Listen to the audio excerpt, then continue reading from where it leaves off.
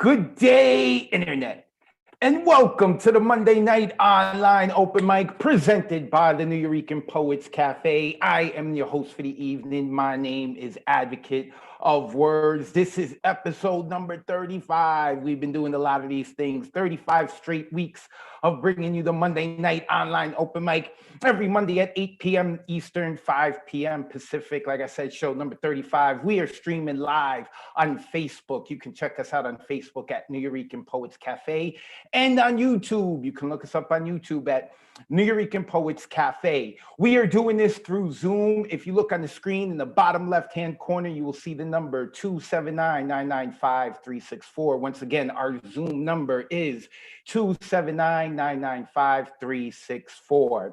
We would like to thank the National Endowment for the Arts, the New York State Council on the Arts, and the New York City Department of Cultural Affairs, the Amazon Literary Partnership, and the New York Community Trust for sponsoring our free online events. Thank you very much. You too can support us with a tax-deductible donation at newyourekan.org/contribute or via Cash App. Hit us up, New Eurekan Poets Cafe. Now, every Monday we do a theme. Tonight, there is no theme. It's going to be the Wild West. Poets are going to share whatever it is that they're feeling. You never know what they're going to bring up. Next week, our theme is a new language. Week after that, our show right before Christmas is original inspiration. Take that however you want to. And our last show of 2020, we're going to have the theme 2020 was, that's how you're going to begin your prose or your poems. 2020 was... and then you run with it. All right, so we have 35 people who signed up. The first 25 who signed up are guaranteed to perform tonight. The remaining 10 are on our waiting list. So one of the people in our waiting list got bumped up. Sam Park was first on our waiting list. Now she's gonna be 25th on our guaranteed list. We had someone drop out. So poets have 4 minutes to perform their poems. Please, 4 minutes. Let's get right to the poems. Hear the poems. We want to make sure we try to get to our waiting list. And also, I would be remiss if I did not mention that last week, the New Eurekan Poets Cafe lost one of its original founders, Miguel Algarin. We've been really sad. We've been mourning. But this is what he was about. He was about poetry and having fun and a good time. So if we're going to honor his life, let's do so with a celebration of poetry. Although when he started this back in the 70s, I'm sure he wasn't thinking about Zoom. Yes, let's share poetry on Zoom. What is that, Miguel? Stop smoking the drugs you're smoking, or pass some to me. Okay, let's keep moving. So we are here for the poetry. I could talk for 2.5 hours and I would enjoy myself, but that's not why we're here. We're here to hear some poems. So first, who signed up is a mainstay here on the Monday Night Online Open Mic. And when the bars open up once more, he is going to be my wingman, and he is freshly dressed, and that is D.G. Claren. Mr. Claren, how are you? Hello, Advocate. How are you tonight? It's so good to be here. So nice to be here with all the pandemic poets and the audience. Thanks for listening and watching tonight. I appreciate it. I just have one poem for you tonight. This is for Miguel. Tomorrow and today. Tomorrow and today. His words will always be remembered. The poet never dies. His hands scrawled the scripts of love and pain. His heart was the words that laugh and cry. His voice spoke of truths seldom told. Tomorrow and today, his reflections of life are felt. Wisdom that must be shared. Sparkling, shining with the shimmer, passions of his soul from the scrolls of his existence. Tomorrow and today, his words are read, eulogies of his days. He was but a scribe for the universe, a ghost, a clerk, a bookkeeper of the axioms of time. Tomorrow and today, his words are spoken. The sounds have meanings of their own, syllables of the ages, accents of heritage, symbols of history, never to be silenced. Tomorrow and today, his writings paint pictures of lovers, landscapes, conflicts and wars, birth and death, growth and decay, friends and enemies, good and evil. His canvas was his words. Tomorrow and today, the poet never dies. His sounds will never be silenced. Writings are the scrolls of his existence. His canvas was his words. He is an axiom of the universe. Tomorrow and today. Thank you. Unmute yourselves and give it up for DG Clearing. Yeah. Thank you for that, DG. Thank you. Well done, brother. DG Clearing, let me unmute him. Also, after the poets perform, we like to unmute everyone so you can make some noise. Give it up for them. DG, where can the people find you online? You know, find Miguel at the Poets Cafe. Please give, keep his dream alive. Nobody's asked me to do this, but please give, keep Miguel's dream alive for the poets, for the word, for the truth. Thank you. Thank you, DG Clearing. Those of you who have signed up for the open mic, make sure that you open up the chat here on Zoom. I just put in who are our next 24 performing poets. And you can keep an eye, as the night goes on, I like to mention who the next 5 are so that, you know, you could get prepared and whatnot. You know, maybe put on your pants and stuff. We're on Zoom. I know how it is. All right. Next coming up, it is the lady of my eye, Catherine Bedan. Let me unmute. Hi. Your Hi, hat is very jaunty tonight. Yeah, you know, I put it on the wrong way and it stayed like this. And I was like, I like it. Yeah, Anyway. it's working. It's working. So, you know. I wrote something for tonight. Anyway, yeah, I like it. And so I just want to apologize if I'm not feeling all that great, so I don't know how long I'm going to last, but I might feel better after I read this piece. And this is dedicated to the late, great Alfred Hitchcock. And once you hear it, you'll understand what I've been going through and why I'm so wiped out. And it's called The Noise.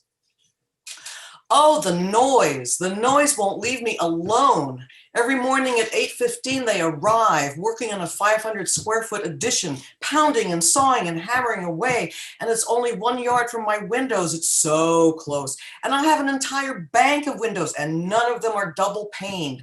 The noise really triggers my complex PTSD, so that every day they are here, I have fantasies of a slow death. Oh, not for them, but not for me. Yeah, for them. I screwed up. I would like them perhaps to fall off their tall ladders. I would like them perhaps to accidentally light a fire and burn down the entire project. Poof, up in flames. And you know they never ever take breaks. Even at lunch, they only take a half hour at most. Now, what kind of a lunch is that? Barely enough for my spinning head to get back on straight and for my nerves to recalibrate. Yes, they do usually end at about 4:15, but by then I'm a total wreck. My nerves are shot and I feel sick. Unless you've lived right next to construction work, you've no idea what I'm talking about, because it's not like the high rises in New York City where workers yell out their complimentary pickup lines. Lordy, no.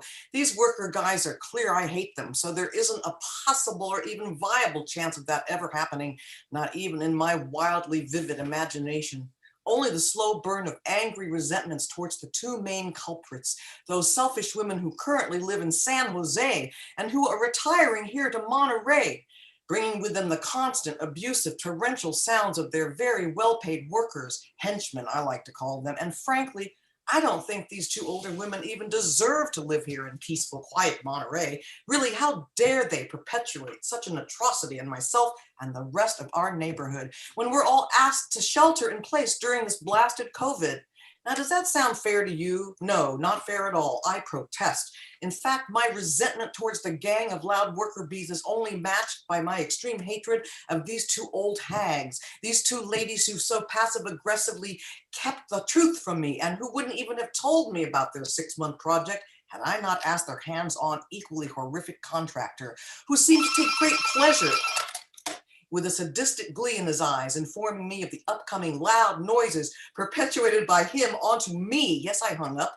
I wouldn't have known about it at all until the barrages started. And of course, would you like to know how I feel about him? Ha! A scalding pot of hot oil wouldn't be good enough to lower him into, and I'd lower him in none too quickly, but ever so slowly, watching with anticipation as his skin turned from white to bright pink to a slow-cooked red, just like a lobster. Only I would never kill a lobster because lobsters are innocent. Not like him, not like the Marquis de Contracteur. No, not anything like him. So are you getting the picture here? Do you get where I'm coming from? Yes, I know. I'm usually not the violent type, not at all. But when it comes to people disturbing my peace with noise pollution, with heavy-handed, obnoxious construction, I turn into a puddle mess, a ravaged soul with all my signals heralding distress, distress. And the only way out is to wear earplugs and cover those with noise-canceling earphones. And yes, I have sent them the bill. But even those won't shut out the bad vibrations of my auric body picks up. My antennae are quite sensitive, to say the least. And oh, the noise won't leave me alone. Every morning at 8:15 they arrive, and about 4:15 they finally blissfully depart at night. I just wish I knew how I'm going to live through this without being carted away for a cleverly planned homicide. Oh. Unmute yourselves and give it up for Catherine before Nice, she gets Catherine. locked up. Catherine. Great phone work there. That was great. Killer phone work. Catherine, Badan. And if you're wondering, yes, this Zoom show is being recorded. Check us out on Facebook. So, Badan, you can't do anything now because we got you recorded. Where can we find you online? My website, catherinebadan.com, has all my links, and I really hope I didn't frighten you. This is just my fantasy mind. I wouldn't really do that, but it's fun to consider it. Anyway, thanks for listening. Thank you, Catherine. But Dan, make sure you check her out. Another mainstay here at the Monday Night Online Open Mic. And next, we are moving on to the man formerly known as Jeff Cottrell, then formerly known as F. Cottrell. And then he decided to up his game, and he got so much better. He went back to Jeff Cottrell, and that is Jeff Cottrell. Jeff, how are you this evening? I'm good. How are you? I'm good. I'm good. Stephen Colbert still stealing your jokes? All right. It's funny that Catherine referenced Alfred Hitchcock. Hitchcock is a character in a short story I just posted on Wattpad. So I'll put the link to that later on the chat. All right, shall I go then? This is relatively new. It's called Zach the Weirdo. Look at him. Look at that weirdo who lives down the street. That's Zach. Zach the Weirdo. Weirdo Zach. What a weirdo. The weirdest kid in our high school. He never wants to hang out at the mall or shoot hoops with us or smoke behind the abandoned factory. Weird kid. All he ever wants to do is sit at home. Just sit at home and write his stupid stories. Weird stories too, weirdo Zach. He never wants to get out and party like the rest of us. Never wants to chug a keg of beer and then race his parents' car down a busy street with us. Never wants to moon anybody at a public event. Never wants to eat a live cockroach for $1. What's wrong with this weirdo? He just ain't natural like us. Oh, look at Zach now that he's in college. Look at him going on stages and making an ass of himself, the weirdo. Going on stages and reading his stupid stories and poems for people. Doesn't he know how stupid he looks? Now look at him at home, writing more of his weird stories and emailing them to magazines and websites. Look at him getting those rejections. Ha ha, you got rejected, you reject. Of course you did, you dumb weirdo. Never does anything sensible. Never goes to house parties and makes out with drunk girls on the couch. Never drops acid while delivering pizzas and sweeping Burger King floors. Never pukes on the sidewalk outside a dance club. Never vandalizes public property. He's so weird. Weirdo Zach, why are you so weird, you weirdo? Oh, now look at him. Look at him, all by his stupid weird self, writing his stupid weirdo novel. All that time and work, Zach. Why? And look at him, getting all excited because of his stupid story got published in this dumb, pretentious, artsy magazine nobody reads. Weirdo Zach. Zach the weirdo. Why doesn't he do normal stuff? Never even gets into fistfights at hockey games. Never hits on women in bars and then lectures them about things they already know. Never cuts people off on the highway and then gives them the finger. Ha ha ha! Now look at him reading his weird dumb poem on the radio. Nobody's listening to you, Zach. Nobody understands your poem because it's so weird. And now look at him. Look at him in this meeting with a stupid literary agent. Look at them. How weird and dumb they look. I mean, what the hell? I bet they never have any fun. Ha ha ha! Look at him now. Just look at weirdo Zach with all his stupid books displayed in those stupid, boring bookstores. Look at his dumb name at the top of that bestseller list in those newspapers. Look at him reading his boring stories aloud on TV and stuff. Weirdo Zach. You know how silly you look? Now look at him landing deals with those phony Hollywood movie studios. And now they're giving him awards and stuff. Look at him with a stupid picture on the cover of that magazine. What a bad picture. Everybody's laughing at it, you weirdo. And they're calling you crazy stuff like the voice of a generation. Joke's on you, weirdo. Generations don't have voices. Now look at him getting a stupid Pulitzer Prize. Do you know how dumb you look, weirdo Zach? Zach the weirdo. What a wasted life. He's never done anything normal like us.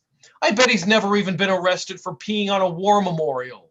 Never married his high school sweetheart and then cheated on her after she gained weight. Never went to a rock concert while wearing the t-shirt that he bought at the same band's last concert. Never set fire to his buddy's trailer by accident. Never shot an endangered animal and taken a picture of himself posing with it. Never attended a huge indoor rally without a mask during a global pandemic. Never ate 3 steaks in one meal. Never followed those 3 steaks with a bucket of fried chicken and 5 beers. Never followed that with a dessert of bacon poutine covered in potato chips. Never followed that with a massive heart attack. And I bet he never even, what the hell? I think I'm having a heart attack. But that's okay. At least I'm not a weirdo like Zach. Weirdo Zach, you're so dumb. And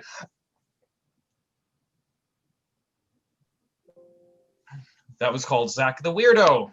Give it up for Jeff Cottrell. Unmute yourself. Was that? Oh. All right, go Zach. Weirdo. Yeah. All right, Zach. Zach is winning that life. That's what I keep seeing in the chat. Also, poets, after you perform, make sure you check out the chat. People like to say nice things about the poetry while you're rocking out. Jeff, where can the people find you online?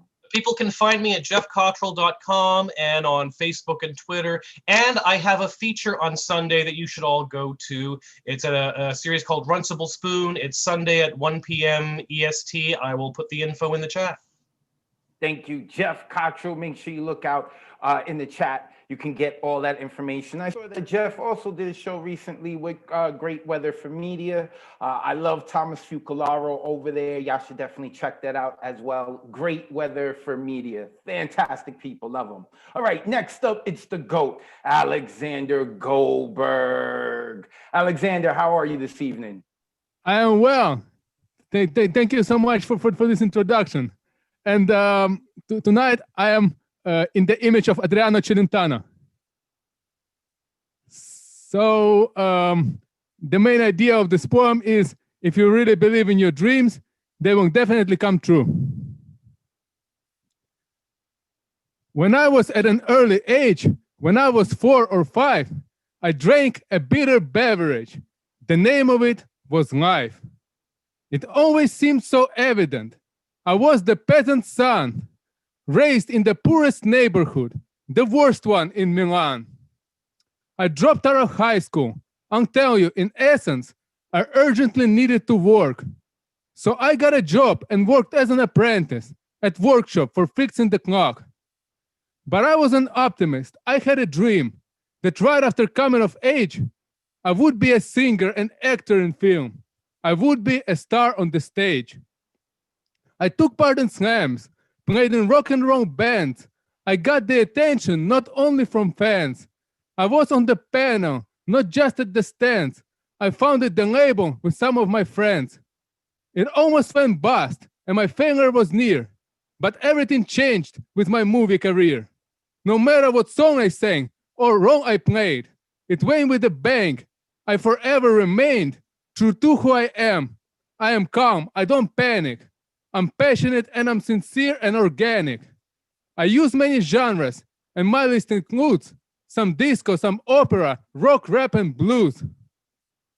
I've been on stage for 60 years, and it's so clear to see I am the one and only. There's no one quite like me. Unmute yourselves. Give it up That's for the so GOAT. true, Alex. There is no one. Definitely no one like like you, man. That's true. True Truly words, no one true like you, words. Alex. Yeah. Alexander Goldberg, the one and only. Sir, where can the good people find you online?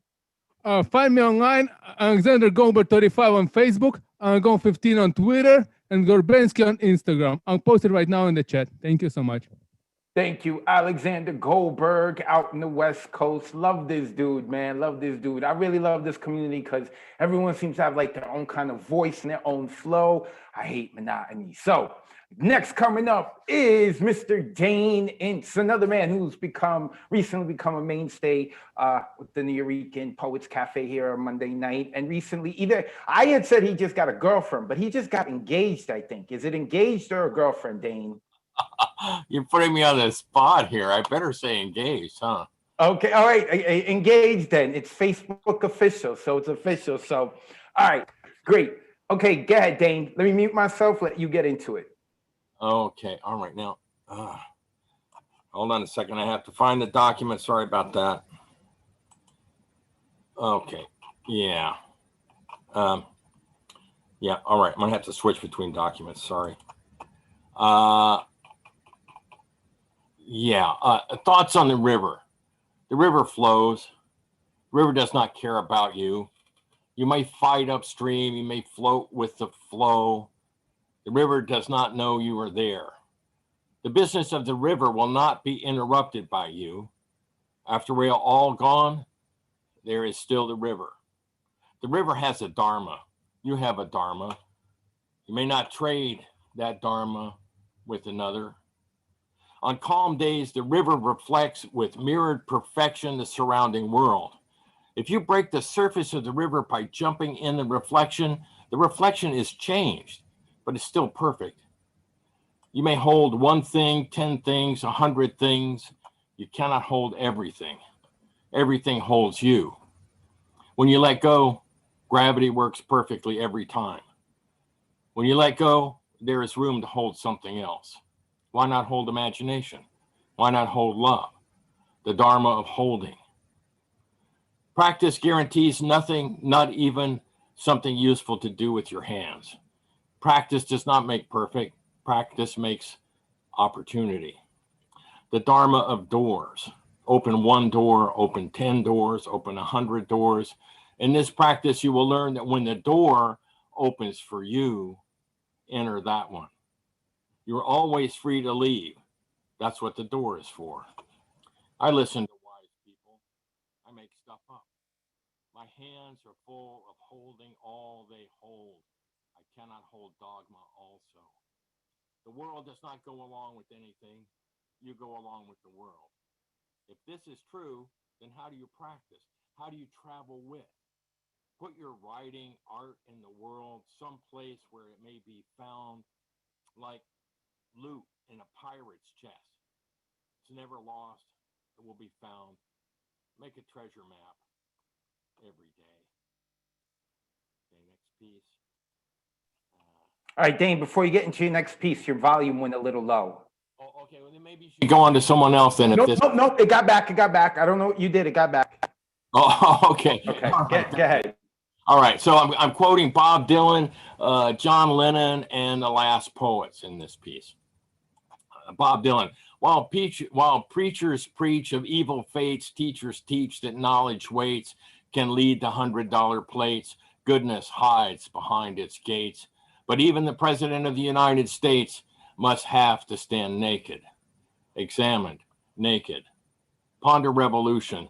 What does it really mean to be free of oppression? You know, we all want to change the world. Everybody wants to see your plan. Poets fight the fight, fight the man. It won't be the first time. It won't be the last. Here we go again.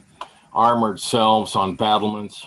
Maybe this time blows against empires, blows against the state. Let's wander out where berries grow, overthrow ourselves, a blow against the state of being, against the state of mind. It's removal of what is now. How do you do it? From behind a plow or under rubble of you, corrupt, your corrupt soul collapse. It's a crime to be a criminal against the crimes of the state, the ones you are forced to feed, a seizure, a fit, a failure of fabric, close-knit to hold us together in a clan, in a tribe, in a city. So we may do what we cannot do alone. Fly to the moon, consider colonies on Mars, coup d'etat, the faction passion overblows, boils to the losing of life, 1,000 years of oppression. Do you understand how to use revolution in a sentence?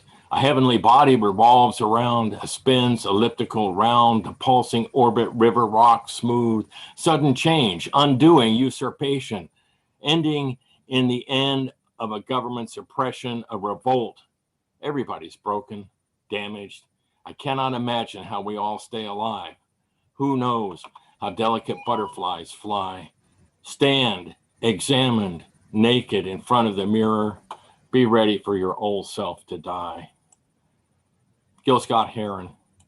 The revolution will not be right back after a message about white tornado, white lightning, or white people. You will not have to worry about a dove in your bedroom, the tiger in your tank, or the giant in your bowl. The revolution will not go better with Coke. The revolution will not fight germs that may cause bad breath. The revolution will put you in the driver's seat. The revolution will not be televised, will not be televised, will not be televised, will not be televised. The revolution will be no reruns, brothers.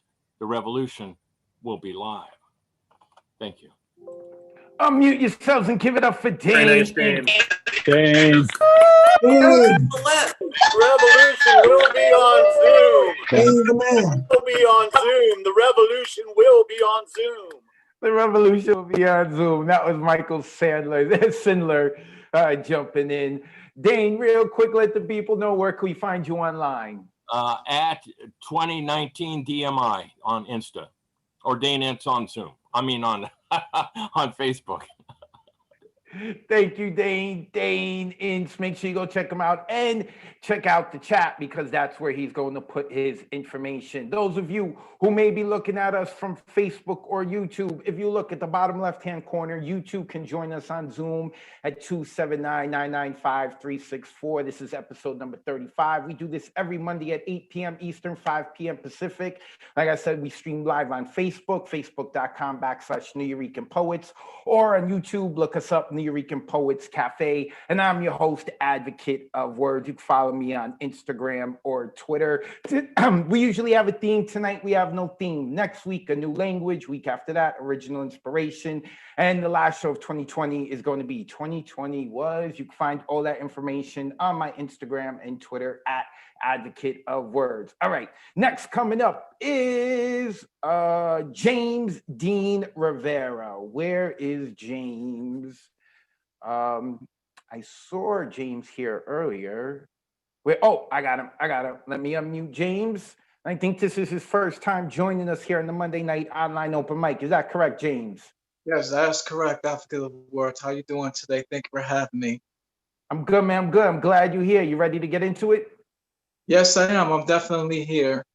Go ahead. I'm here. Welcome to everybody as well. All right, the piece I like to read y'all is called Chump Change. And let's get right to it. And here it goes. People kiss ass for pennies. Who does it? Far too many. And it's not very hard to explain that people kiss ass for chump change. They go beyond their position. That's how they go about their decision. For the bosses, they do so many favors, thinking it'll grant them opportunities that they savor. They snitch on their co-workers, work long hours. Once the co-workers find out, the morale becomes sour. People who kiss ass think it'll be a big plus, but all it does is lose them their trust. People were waiting for a stimulus package. They just had to have it, but it wasn't enough to pay their rent, food, or bills. Just chump change, they look like fools. Women will go out with a lesser man because they want to be a wife, But the man don't have a job, no money, can't give them a better life. But insecurity kicks in. There's no other man waiting in the wings. Just chump change, can't move on to better things. No need to kiss ass, no need to be with no one with no class, no need to do favors just to get a leg up. No more chump change, enough is enough. There's better opportunities, why settle? Can't keep wilting like the petals. There's more than what you can expect. Go for the dollars, stop going for the cents. And that's chump change. And Unmute yourselves and give it up for James Dean Rivera. Hey, Dean. Good job. Welcome to the Monday Night Online Open Mic. James, let me unmute him real quick and we find out where we can find him online. James, where can the people follow you online? You can follow me on Instagram at the Dean of Poetry. I also have a YouTube channel with the same name, the Dean of Poetry. My Facebook at James Dean Rivera and Twitter at James Dean River 1. And I'm also a published author as well. This is my book, Words on the Heart. I'm coming out with another book soon. And I'll put that information on the chat also. So yes, please put it in the chat. Appreciate having you, James. Thank you, sir. You're very welcome. Thank you so much. James Dean Rivera, make sure you look out for the chat so you can give him a follow and check out his book. Next coming up is Mr. Speaker. If the Nuyorican Poets Cafe Monday Night Online Open Mic crew ever goes to war, it's going to be this man leading us. Mr. Speaker, how are you this evening? I'm great. How you doing, Advocate? I'm good. It's always a pleasure when I see you on the list. So I'm going to mute myself. I'm going to let you get into it. Let's go. True story. But the names in this particular poem, well, they've been changed to protect the guilty. Prison rules. Back in the day, there was a young man called Little Kevin who lived in the hood. No father, but plenty of sisters and brothers. So he did some things that could have been misunderstood. See, for protection, he joined the gang. To fit in, he started to speak slang, kicked out of school because he liked to bang. Out late at night is where he liked to hang. And for money, well, that crack, he began to slang because, see, robbery and murder, they were not his thing, nor were they in his blood. See, my man, Little Kevin, was a common, everyday New York City street thug. By 16, he was the man. By 18, he was a leader by natural selection. Had a baby on the way because, see, he refused to use protection. He was still living with his mother when he had his second kid. But see, that's when he got popped and sent up the river to serve a 10-year bid. That first night, Little Kevin called hell in that cell he was in because he went from being the man to being somebody's girlfriend, brutally gang raped, assaulted, violated. Modern slavery was what he faced. He was forced to follow prison rules if he ever wanted to walk out of that place. There were many rules he had to follow, but I will only highlight 3. The first rule was Little Kevin had to sit down. Absolutely no standing while he peed. This might sound like a lot, but stay with me if you can. See, sitting down to pee sends a psychological message that you are not a man. The second rule was easy to follow by serving time because Little Kevin's prison lover told him, boy, what's yours is mine. Everything Little Kevin owned belonged to his man. His food, his clothes, and even his life were in another man's hands. But see, that third rule, that's the reason why I'm here with my tongue wagging. Because for the next 10 years, he was forced to walk around that prison with his pants sagging. Sagging pants, well, that's like wearing a wedding ring while you're in jail. It lets everybody know that somebody already owns and controls your tail. This also gave his man the ability to always see Little Kevin's butt, and it gave him easy access, you know, when he wanted to get that nut. So for 10 years, Little Kevin lived like this so that he would not be beat. He followed prison rules till the day came when he was able to re-enter these exact streets. So from street king to jailhouse queen, now he was a hood legend to the youth. See, Little Kevin's prison lover was locked up for life, so he would never be able to get out and tell y'all the real truth. Little Kevin's body was free, but his mind was still in jail as he was on the streets bragging. So he continued to sit down on the toilet to pee, and he kept on wearing his pants sagging. The youth saw Little Kevin as a hero, a role model, a legend who followed no rules, so they copied his style. those sagging pants because it was perceived as being cool. So when you see young people out there wearing their pants low, you now know the truth. And you need to recognize the impact people like Little Kevin and his prison lover have on today's youth. In peace. Unmute yourselves. Give it up for Mr. Speaker. Mr. Speaker. Yes. Nice. Yeah. Man, that was dope, Mr. Speaker. That was Damn. dope, man. Good Those are shit right powerful. there. Good shit, man. Mr. Speaker is going to change the world. Hold on, let me mute everyone. There we go. Mr. Speaker is going to change the world, man. One poem at a time. Love this dude. Mr. Speaker, where can the people find you online, brother? Instagram and Facebook and MrSpeaker.com. MrSpeakerInc.com. MrSpeakerInc.com. Make sure you go check him out. Thank you, sir. Make sure you put that information into the chat as well. MrSpeakerInc.com. Give that man a look, man. I love having him on the online open mic. Next coming up is we're going to the word verse with Paul Skiff. Paul Skiff is an OG with the New Eurekan, and as I say every week, he has more claim to this open mic than I do. Paul, how are you this evening?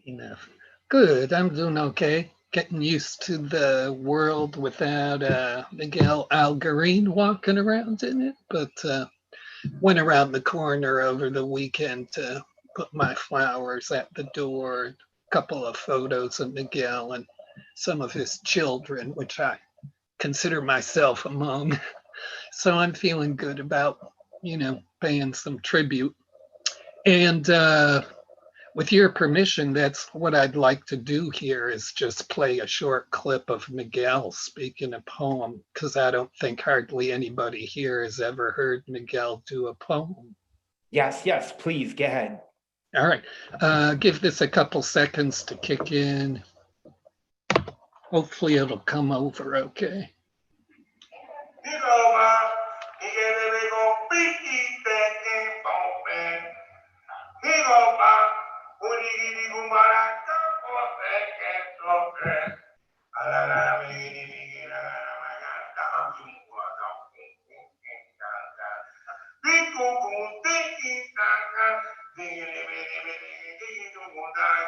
She brought me back.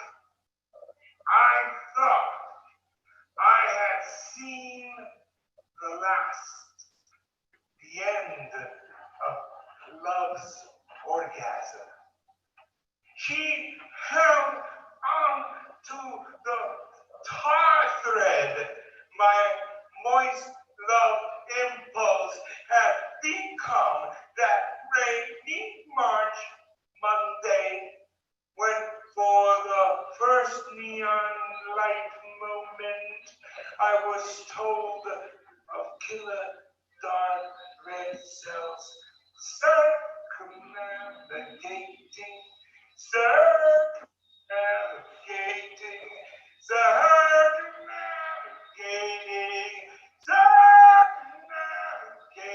my lifeline. She held tight.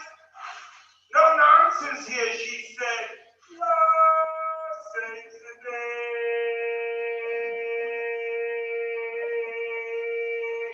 Love saves the day. So let's make do. Let us invent magic touches into circular time. She held her body proud, not bound by coquettish charms.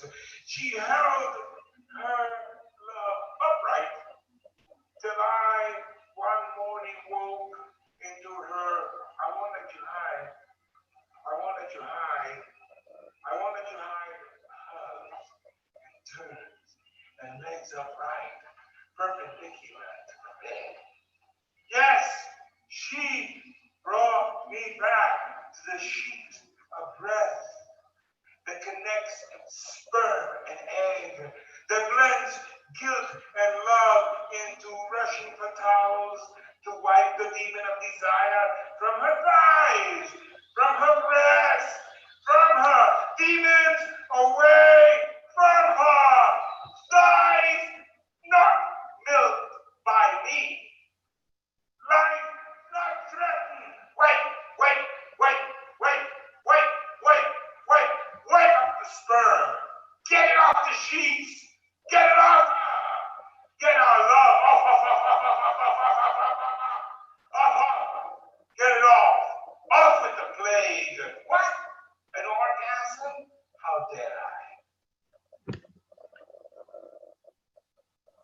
Unmute yourselves and make some noise for the spirit of Miguel Algarin. Yes, thank you. Great thing to do, Paul. Este Skiff, what's up? Thank you, Paul. Can you also get that on YouTube? Paul taking us to the word verse with the spirit of Miguel Algarin. Paul, where can the people find you online? And can the people find that poem somewhere online? Yeah, I'm just at paulskiff.com. That was Miguel, recorded in 1992 at an event called the 100 Greatest Poets of All Time, tongue in cheek. And that marathon reading of 8 hours was turned into the New Eurekan Symphony Poetry Live that was issued on the Knitting Works CD label in 1994. You can still find that. I don't like to recommend Amazon for a lot of things, but if you look up New Eurekan Symphony on Amazon, you can find people reselling it for used copies that are pretty inexpensive. And there's 69 other voices on that CD. So it's a real chronicle of what was going on at the cafe. The thing that's so great about this poem, and I think some people commented on it, was you can just hear how much Miguel is enjoying speaking this poem. You know, he just was having such a great time saying that poem. So it was a total pleasure to share that with everybody. And I'm super glad to be here again tonight. Thanks everybody for being here. Thank you, Paul. Paul Skiff. You can check him out, paulskiff.com. And please go, Google Miguel Algarin. There are videos out there and there's audio recordings of him. And he just brings life to a poem. He brought life to the stage. Even when he was just sitting at the bar talking and listening to other people's poems, he just brought life to that space. So I love that about him. And I encourage everyone to do that. Live in your poem. Don't just read the words, live in your poem. So next coming up is a man who lives in his words, and that is Mr. Tesosomok. Let me unmute him. And that picture behind him was drawn by his niece. The family's talented. Mr. Tesosomok, how are you this evening? Good, and you guys? Good, good, good. You got a story for us? I do. Are you ready for story time? Go ahead, I'm ready. This piece is titled The City. I remember the first time I went to town. My grandmother gave me one of Grandpa's all red paisley handkerchiefs. It was kind of worn with a couple of seam stitches where holes used to be. Long gone was the splendor of the post-Mughal Empire versions of the design from India, especially in the form of cashmere shawls. It was simply a moko rag. Grandma was excited for my trip to the local town several miles away, requiring an early dawn start time and a long ride on horseback across rough, roadless terrains and rapid rivers. Just before she shuffled me out the Ramada, she showed me how she wrapped coins in one of the corners of the handkerchief, double knotted it with nudo ciego. The other corner, she rolled a couple of bills. Then the third one, she wrapped some dried chilies. And the last one, she wrapped some chunky salt greens. She rendered my handkerchief useless for its true purpose, but I was well equipped for the city and accepted the Stephen Jay Gouldian evolutionary adaptation of this new tool. As I walked to my donkey, she whispered warnings in my ear. As we climbed the Trigomil mountain and descended to the rapid river, I could hear the echoes of her words linger in my mind, as if her words came from the mist of the rapid water. She haunted me like the Llorona. Mijo, the city will sneak up on you. It has its own agency, como que te hace desear, te siembra un rencor, un deseo de cosas que no tienes. It will make you desire, breed a rancor and jealousy, a desire for things you don't have.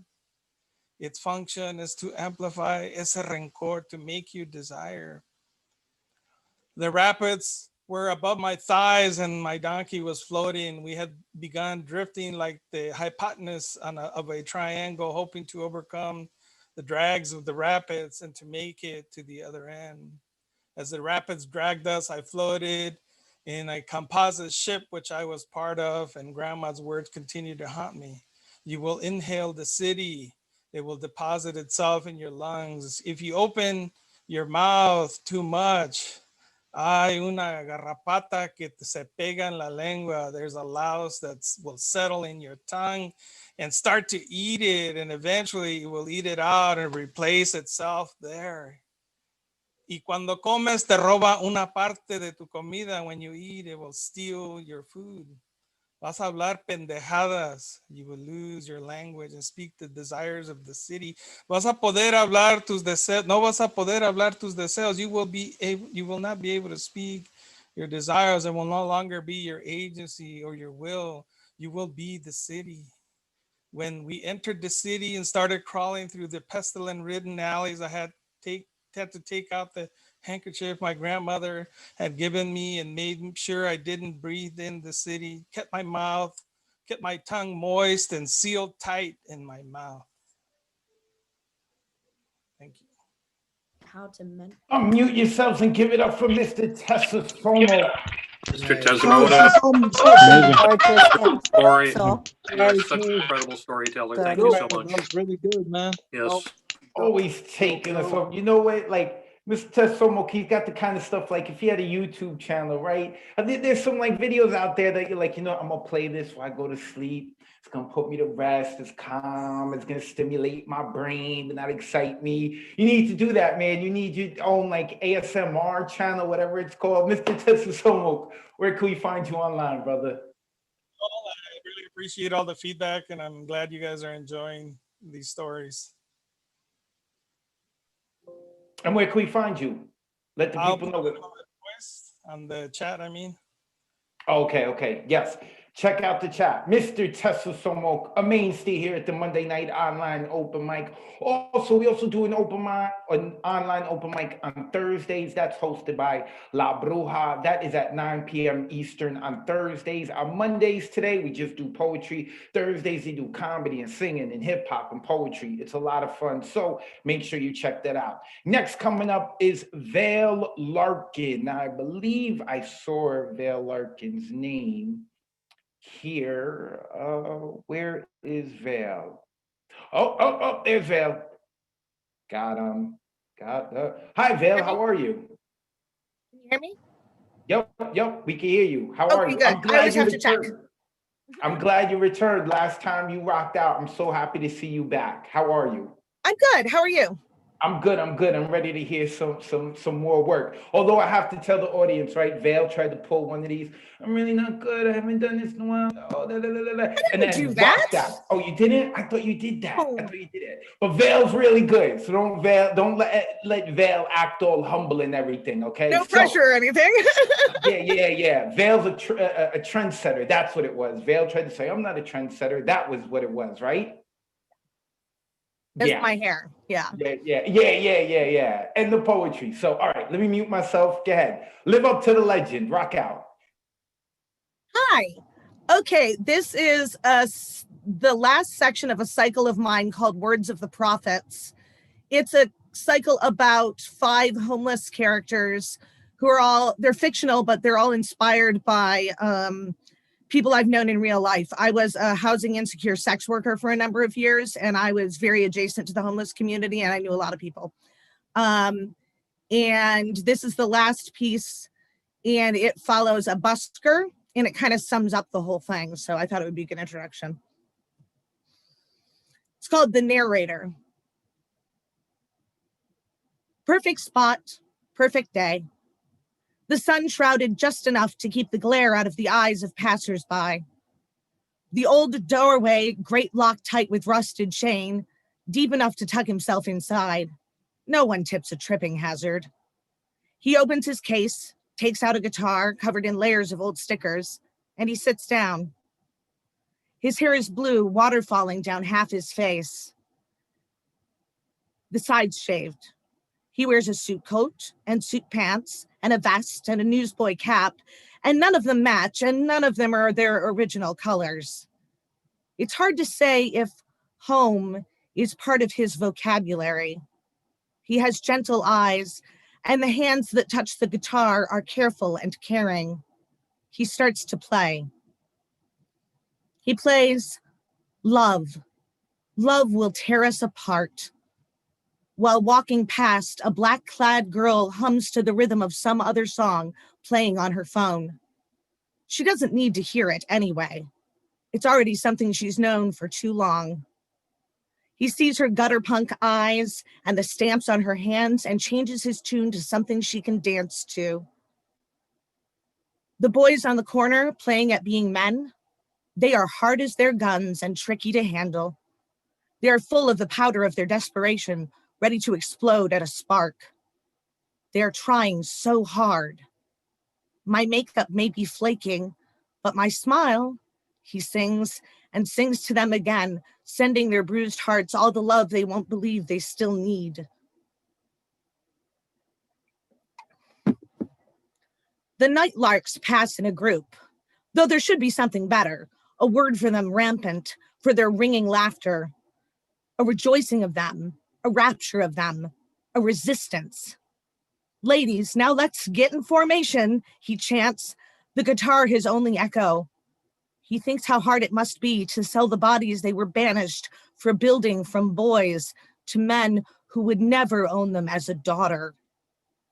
He sees the child from some way off, her small form barely glimpsed behind the hulk of the man. She is a pallid, hollow-eyed angel, clouds of red curls around a face of bruised porcelain. He knows where she is going. He does not know the man, doesn't have to. He knows who she is. Welcome, he whispers to her. Welcome to the Black Parade. We are all your family now. He plays the day on, singing the songs of the silent, the strange, the shy, and sincere. For who is more honest than the outcast? The words of the prophets are written, he sings, are written and shouted and carved into flesh. The soldiers, the skaters, the sisters in sin, the lost legends, the subterranean, the lives that happen when we look away. Unmute yourselves and give some love to Val. Very nice. Gorgeous. Love the Nice. music Thank reference you. right Thank there. you. That was Oh dope. yeah, let me give you those references. The chat lit up, Val. They want the references. Let me unmute Val. Val, unmute yourself one more time. There we go. Yeah, Give let us me put the references up. It's Ian Curtis, Love Will Tear Us Apart. Brian May and Queen, The Show Must Go On. Beyonce Knowles, Formation. My Chemical Romance, Welcome to the Black Parade. And Paul Simon, The Sound of Silence. That is an eclectic group of artists. I love it. That sounds like a great afternoon to listen to all those different songs. So, Val, where can the people find you online in your trend-setting ways? Val, you there? Sorry, I was just getting in chat. Oh, you just put it in the chat. Got it. All right, cool. Vale Larkin writes, and Vale Larkin, and Vale Larkin, all one word on Instagram. Vale, thank you so much for stopping by. Do not be a stranger. Keep coming back. I'm loving your work and your hair. That is Vale Larkin. Loving it. All right. Next coming up is Catherine Sweeney. We're upset with Catherine. Where's Catherine? Catherine hasn't been here in a few weeks. I mean, what happened, Catherine? You went and got a life on a Monday night? What's going on? The election, I don't know. It just got crazy. I don't know. I took a class. Well, Children, I don't know. There's no excuses. I'm sorry. I'm back. Why didn't you call me back? Class, the election. That's my new excuse for everything now. I'm sorry. I wish I wish you guys were open though. I'm coming back to New York next week. So I'm like super excited, but it's sad because I can't come on stage, which I owe you one, I think. Yes. We're not going to forget. It was recorded. All right, let me mute myself and you get into it. Go ahead, Catherine. Okay. This poem is called These Are Private Words Addressed to You in Public. There is an epigraph at the front of the poem that says, "Why is the measure of love loss? It hasn't rained in 3 months." And that is from Written on the Body by Jeanette Winterson. For a short while, I could forgive the grainy recording of our voices, whispers jammed into tiny wires, wires tucked away in the long lag of distance. What I accept is your voice, a howl, backlit cicadas singing, an imagined dog roped to a fence barking. I've become obsessed with the amount of time it takes a grain of wheat to find its way from ground to mouth. I'm hungry. I pretend to forget you over time. I continue to eat. There are years when the rhythm of body is everything. Brief moments worshiping the slow stretch of thigh, the acute pain of an exposed nipple, a blurry image in glass, mistakes. I don't know why the velocity of engorgement is testimony to some sort of heroic hydration. I do know that when you run your cock against my cheek, I ache to take you in. No one explained this part. You never told me how you learned to smell me from across a crowded room. I've stopped wearing perfume. How easily intention is tamped down in the damp shadows of promise. The smallest movements of sound prove out hope, a horizon teeming with yellow-tailed hawks, a rotting pile of sycamore branches in the yard, a drought. We are afraid of decay. We grow old. I wait. I plant herbs instead of flowers, sweeping the dust so it doesn't gather. Words like longevity or continuity, how far we've come moving toward instead of away. We abide in the natural order of things, a celestial pattern confused for fact, the not so subtle counting of moons, the time it takes trauma to manifest in our children's children. There's a certain magnetism in the skate sacks hatching at sunset, dead, low water mixing with the sharp shadow of a body. Unmute yourselves and give some love to Catherine. Very nice, Wow. Catherine. Very nice. Wow. Very nice. Nice. Awesome. For that. Love it. I love the pacing. We got an echo there. I love the pacing. I love the choice of words right there. The way you describe the imagery. It's awesome. Catherine, where can people find you online? I'm gonna put it, it's not Catherine Sweeney, it's Kate Renaud, and I'll put it, and I'm Instagram. And some of you I follow and some of you follow me back, and we, and I watch what you're doing. So it's nice to see you all. Thank you for the support. Voyeurism. I love it. Online voyeurism. I love it. Catherine Sweeney, did you put it? Oh, yes, you put it in the chat. Everyone can check out Catherine Sweeney on Instagram. Don't be a stranger, Catherine. No more classes, okay? There we go. I swear to God, that's going to be my new excuse now. Oh, why didn't you pay rent? I took a class. That's it. I love it. Catherine Sweeney. Next up is Just Joy. Wait, where is Joy? I swore I saw Just Joy before. Yep, I see her from, I believe, Georgia, right? Atlanta, Georgia. No, I'm from Jersey. I'm in Atlantic City.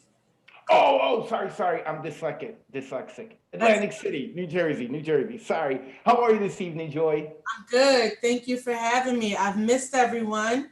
Glad to be back. Yeah, did you take a class too? Where have you been? Just been taking a little hiatus, I guess. So I'm just here. I'm here now. That's important. Yes, I'm glad you're here. All right, I'm gonna mute myself and let you get into it. Go ahead.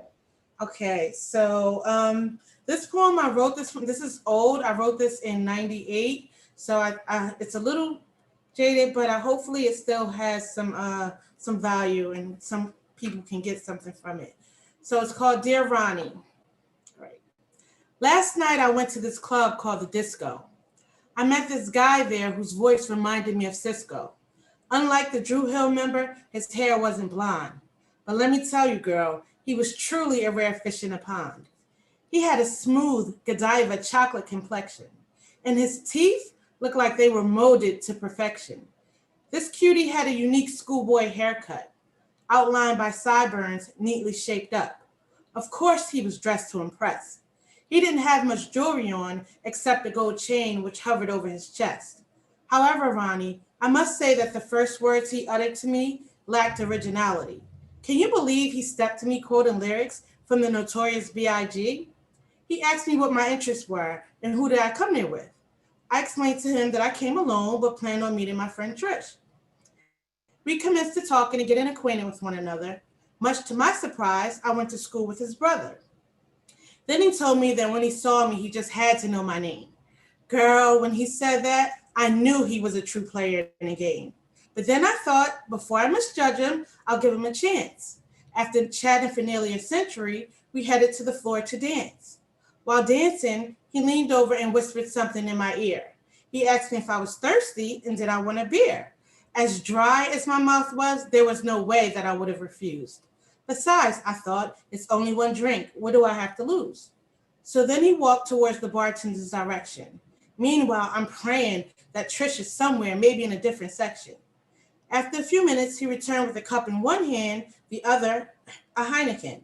The cup was for him. It was full of Tropicana and gin. So, girl, now we're chilling. We're ready for round two. But this time, Ronnie, we both got sugar lemons and Absolute. I could barely finish my drink before I noticed the weird taste. I looked over at him and I could hardly recognize his face. I was tripping. I didn't know what was wrong with me. My head was throbbing and pounding continuously. And you wouldn't believe how I was acting all crazy and deranged. I didn't know what the hell was going on, but I was feeling rather strange. I couldn't concentrate on anything. I couldn't even think. But come to find out, that guy, he slipped something in my drink. I just left my doctor's office. Luckily, she said I'll be all right. I'm just content that I'm able to tell you about what happened last night. To top it all off, I never met up with Trish. She never came. I wonder if she would have, but my night had been the same. Thank you. Unmute yourselves. Give some love to Just Joy. Wow. Nice, Joy. Mm. Thank you for sharing that. Joy. Yes. There's some bad men out there. Just Joy. Let me unmute Just Joy. I appreciate the vulnerability, the best artists in the world, best poem stuff for those that allow themselves to be the most vulnerable. And now it's starting to trigger me, man. That was getting me upset. And I think some people in the chat felt the same way. So make sure you go and you check the chat.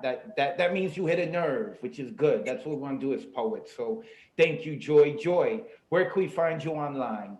Thank you. I'm on Instagram. I'll put my information. Every time I do this poem, like if I do it someplace, people kind of look at me because they don't know what to say after that. This didn't happen to me, fortunately. It's just poetry. But, you know, to those people that it did happen to, you know, we understand and people just need to tell their story. So, you know, thank you for the love, everybody.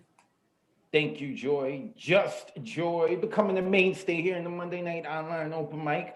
I hope she continues to return. Atlantic City, not Atlanta, Georgia. I'm sorry about that. Next coming up is Scott Pleasance. Now, Scott Pleasance, I don't think anyone has a perfect life. But like, if anyone on this online open mic has a perfect life, I feel like it's Scott, because he's always got the right energy. As if he's like, life doesn't bother me. I got the right energy, brother. Scott, how are you this evening? No, I'm doing really good, man. I'm doing really good. Let me just tell you something really quick. I'm talking to my daughter. She works in one of the booths in the city, right? And I said, I gotta go log on and I'm gonna do this poetry thing. She says, you're not going on to the New Yorican. I said, the New Yorican? I said, how do you know? She says, I've been there. I said, you've been there? I said, what, am I the only one in New York who hasn't been there? So there you go, man. Even my daughter been there, I didn't know. And I said, the dude muted me the first time, man. So. His daughter is Vaccine. She is unmutable. She's been to the cafe. That's there you go. There you go. There you go. So, all right. So let me give you what I got. Okay. This is actually called Vaccine. Vaccine, a product that stimulates a person's immune system to produce immunity to a specific disease, protecting the person from that disease. Vaccines are usually administered through needle injections, but can also be administered by mouth or sprayed into the nose. I implore you to look up the definition of a vaccine, a product that stimulates a person's immune system with ingredients that are never seen. If you are like most, in the doctor's office, you will wait in line with only one difference between cattle on a farm. You will have one simple choice, and that being which arm. There is a place in the South, not really too deep, but infamous for the secrets it keeps. When medical experiments of inhumane design were prescribed, where so many of our brothers were convinced to give up their lives. So look up the story and you're certain to see the travesty that occurred in Alabama, Tuskegee. For 40 years, this government-sanctioned experiment would occur, of which they allowed us to suffer despite there being full evidence of a cure. Now, this protection from COVID is imminently on the way. It should be here shortly, no longer a delay. The preliminary reports indicate 90% good, but what if you fall within the other 10%? Does that mean you shouldn't or you should? Let's see who moves to the front of this race. I'm not the type of person that typically likes to come in second, but with this particular issue, second place, I will embrace. I might even be comfortable with taking a pass as I'm curiously, pessimistically, purposely procrastinating. I'll probably be satisfied with coming in last. Forgive me if I'm sharing a lot of medical apprehension. It's just that we have been subject to so much I won't even mention. But be sure to let me know how it goes for you, you know, the side effects and all that stuff, while I contemplate if this vaccine is something that I can trust. Peace. Unmute yourselves, give some energy to Scott. Yeah. That's the words For they real. love to hear right now. Love that, man. Yeah. Yeah. Scott Pleasant's coming with the knowledge. Definitely look up Tuskegee. I know of late, like the last 2 years, people have been talking about it, but make sure you look it up. Also in Puerto Rico, man, there were like 200,000 women that they had given the vaccine to. Oh, I forgot what it was, and made them barren. So Yeah, it's crazy. Yeah. it is. It really is. And that's why, like, I don't knock people for having distrust. Even if I don't agree with them, I understand where that distrust comes from. You know, Right. We like to make fun of conspiracy theories, but like the last 5 years, conspiracy theories have been proven right. UFOs. Scott, where can we find you online, brother? All right. I'm on Instagram at IamPoet33. You could find me there. Appreciate it again, man. Thank you. Thank you, Scott. Mr. Scott Pleasant. And please tell your daughter that the New Rican Poets Cafe says hello. Please invite her to come on Monday night. She will not get muted. She's got the vaccine. That's funny. I said vaccine when you got into it. All right. Next coming up is a name I have not seen before, Marissa Prada. I hope I'm saying her last name right. Prada. Marissa, how are you? Awesome. Yes, you're right. It's Prada. It's not a typo. This is my first night. And I want to thank Mr. Speaker for inviting me tonight. I'm in Albuquerque, New Mexico, but my dad's from New York. So I feel kind of kindred souls in this room tonight. So thanks for having me. And I'm going to read you a poem I wrote yesterday, actually. And wait, New Mexico? New Mexico? You mean like Roswell? Is that right? Well, I just mentioned UFOs. Oh, that's going to be the new theme, man. New theme. I'm sorry. I'm taking a class. That would be so much fun. Go ahead, Marissa. You get into it. All right. So this is a poem I wrote yesterday. It's called Dust Yourself Off, Mama. Every moment spent further from you moves mountains of stale, stubborn, unwavering memories of us. Every step stepped out of my comforted, coddled toddler zone creates a carving totem of time where I might find some semblance of peace, or sex, or joy, or dare I speak from my slippery tongue, love. I've unbuckled the burden of belief from my feet, sandals worn walking through desert sand for far too long, drought-ridden, written nothing but losing, longing, lust, and other toxic drugs, venom, I shake for them like Shane to her cigarette. Well, fuck you, poisonous, toxic passion for the past. At last, I can walk barefoot on the caliche cracks of my homeland without leaving behind a print. Never know I was here at all. At last, I can endure the sun's scorching labor pains stained across sand instead of my skin, akin to the kind friends I find in this desert land. The roadrunner and owl, the elk and coyote, the bobcat and black bear, the bighorn sheep, the jackrabbit and rattlesnake, the silvery minnow and Mexican gray wolf, the horny toad and blue-tailed lizard. At last, there is a set of circumstances that circulates a circle of reckoning. I scoop up the sun-soaked sand, squeeze it between my hands until they burn from the heat. Gristled, grainy grit bits of quartz crystals and gypsum fairy dust. I grind dead skin cells from my palms, make way for new life, a new hide hiding beneath. It's been waiting for a strong enough skin peel to slough our past, discard this hardened heart of hatred. For even as I clap my hands together and the powdered sand joins the air, it passes back to this land, and I know I will never truly wash all of you from my skin. But I can walk barefoot now, beyond the kitchen, beyond the bedroom, beyond the fenced-in future I was choke chained to. I crumble you beneath my palms and blow you into this desert air. For I deserve someone who cares, who can carry me through my homeland barefoot too. Unmute yourselves and give it up for Marissa Wow. Prada. That was Damn good. Woo. Marissa Prada. And let's give some props to Mr. Speaker for passing on the good word and bringing a fantastic poet. I love it. I love it. Hiding beneath the hide. Oh, I know I butchered that line, but I loved it. Okay. All of it, the wordplay, the imagery. I stored. Marissa, where can we find you online? So it's Marissa Prada on Facebook. I also author Poetography 505 on Facebook, and I co-author The Word is Right, WRITE.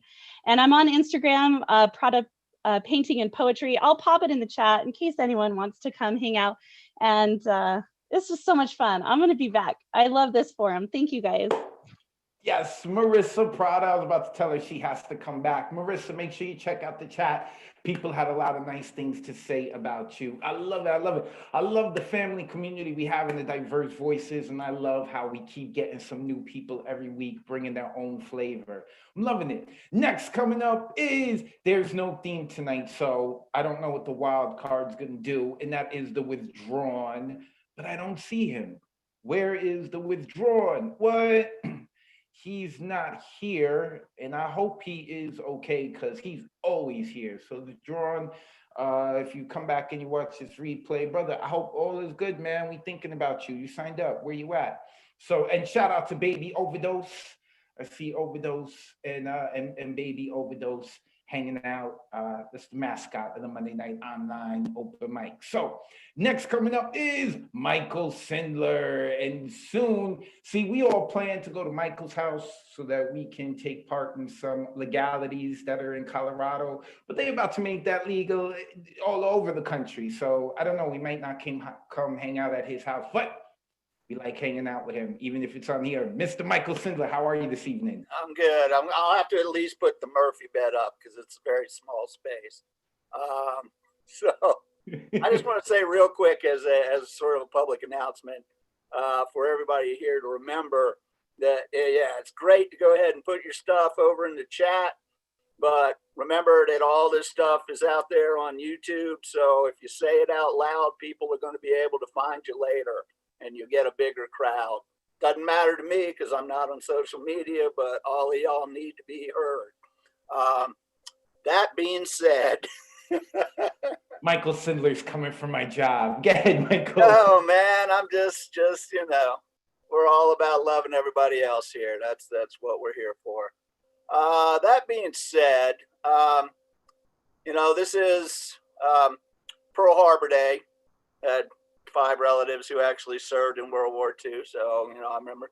But when I was getting married and in a lawyer's office, lawyer goes, you know what today is in history? And I'm like, no, it's Pearl Harbor Day. So Pearl Harbor Day is also always my anniversary. I haven't been married for a long time, but I always get a little wistful. So I'm just going to do a little bit of sort of semi-unromantic stuff here. This is called Unpoetic Ringa. Now I am talking. Now I am speaking of love. My words fall like rain. It seems there may be a storm.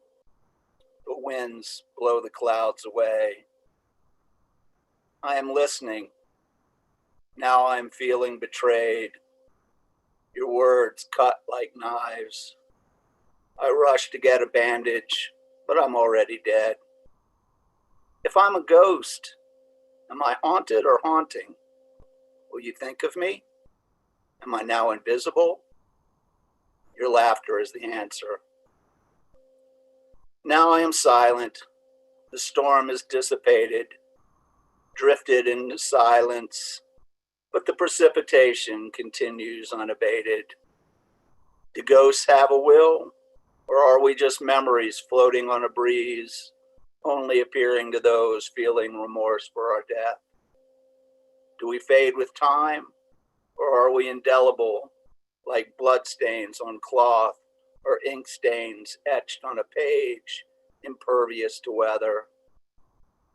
Now I am writing, invisible lettering, fog on a mirror. Only after a shower do they become legible. And let's come up with something not quite as depressing. There have been a lot of music stuff today. I'll just do a quick musical sonnet. And actually, I'm going to do a little haiku right afterwards. This is called Punk Wisdom.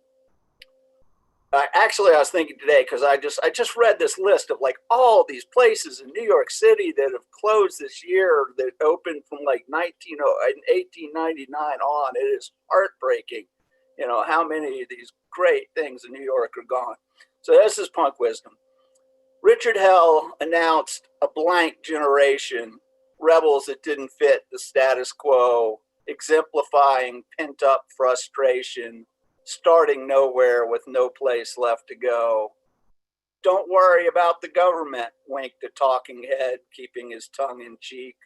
Now as the rule of law becomes extinct, the more prescient we find the critique. The Godfather certainly said it best, summing up the whole human condition with the immortal chant, birth, school, work, death, life's predestined prescriptive abomination. The faults within us, not within our stars, proclaim prophets with electric guitars. And this is actually, for once, new shit. I don't know. I figure this is New York. If anybody's going to get this, it'll be people in New York. So this is jazz joke. Worst jazz joke ever. Morgan and Pistorius walk into a bar. Got to know your jazz for that one. Okay. Unmute yourselves. Give some love to Michael Sindler. Thank you, Michael. That last one was good. If I'm a ghost, am I haunting or haunted? Love that line. Mr. Michael Sindler. So we're still on the run. We're on the low. There we go. We can only find you on the Monday night online, the open mic, every Monday at 8 p.m. Eastern, 5 p.m. Pacific. Thursday. And Thursdays, every Thursday at 9 p.m. Eastern and 6 p.m. Pacific. See, Michael's coming from my job. I see you, Michael. I see you. Thank you, Michael. I appreciate your presence all the time. Michael Sindler, love this dude. He's representing out in Colorado. They have a nice scene out there in Colorado. So if we open up again, y'all could get to Colorado, you know, so you could go be festive legally, and you could get some really good poetry in over there as well. All right, next up is Generalissimo, and he is here. Oh, I like the background with the snow. You know what I've been watching a lot of late? I've been watching, they put these cameras in front of trains and they go through the Alps in Switzerland and I'm watching it. It's all snowy and that background reminds it, like it calms me. So I'm calm now. Generalissimo's here. Brother, how Yeah. are you this evening? Well, I'm fine, but I don't want to see you go, advocate. But if they are interviewing for your job, I'd like to put in an application. So. Y'all coming for me. I knew it. Everyone's turned on me. Well, I don't want to see you go, but it might be a good gig for me. So hold on. I'm going to pull up a haiku and a poem for you right here. The first is called Kumquat Love. My mom's kumquat tree gave us bounties of bite-sized tart and yummy love. The next is called Ribbons in the Quicksand. And this is not a true story. So Ribbons in the Quicksand. There once was a poet who was separated from a jungle tour group. He wandered through the canopy underbrush for hours. He stopped to sit atop a felled tree the length of a bus. He thought this image would be a memorable line in a poem. He rose from his stoop, lifted his right leg to step on solid ground, and found his feet in quicksand. As a poet, he knew the true meaning of the word futility. He understood if he flailed his arms or tried to wriggle his legs free, he would sink quicker. His still body slowly sunk. When he was completely submerged, he opened his eyes to discover that he had sunk into a legendary mythological pool of words. He could breathe underwater and move freely in this verbal Atlantis. He started swimming a simple breaststroke. He noticed words forming phrases as he pushed them out of the way and pulled them back in. He saw the words "no limitation" float before his eyes and started swimming the butterfly while completely underwater. At that moment, he was joined on his quest by a kaleidoscope of orange and black monarch butterflies, singing Ribbons in the Sky by Stevie Wonder, the song he always secretly hoped would be his first dance at a wedding he had accepted might never happen. At the end of the song, the monarch swirled around and around and shrank into a tube that fell onto the ocean floor. It was retrieved by a shiny silver octopus who handed the poet an antique kaleidoscope and said, "Take a look-see. This one is different than the free cardboard kaleidoscopes your dentist handed out." When the poet wrapped his hand around it, it felt as if it had been custom made for him. He raised it to his right eye and experienced a poetic synesthesia of words as colors and sounds and aromas and tastes and textures. The kaleidoscope disintegrated, and words swimming around his being flowed and rhymed and made sense and made no sense at all. He began to scream and cry and laugh and feel every emotion possible in one single moment. The tour leader placed a bar of smelling salts under the passed out tourist's nose. It seemed the man got lost and hit his head on a felled tree the length of a bus. The tourist, who happened to be a poet, thought this image might make for a memorable line in a poem. Thank you for putting up with me, everyone. Unmute yourselves and give it up for Generalissimo. We don't put up with you. You're awesome, dude. Come on, Thank you. man. Say that. Get better every week. What does that have? Dude, Generalissimo. Except now he's coming from my job, man. Generalissimo, where can the people follow you online? Online. Let's see. Brian Ira Franco on Facebook, GNRLSMO on Instagram, and I want to know what Paleologos is wearing on his head. It looks crazy.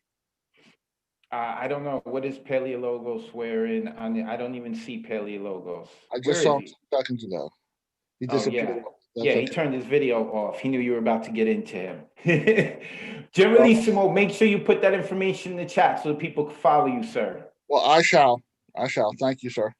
Thank you. Generalissimo. He wants the power of the mute button. That's what it is. Y'all don't want to host. You want to be able to mute people. I know it's an addictive power. Okay, next coming up is Lila Bertalin. I hope I said her last name right.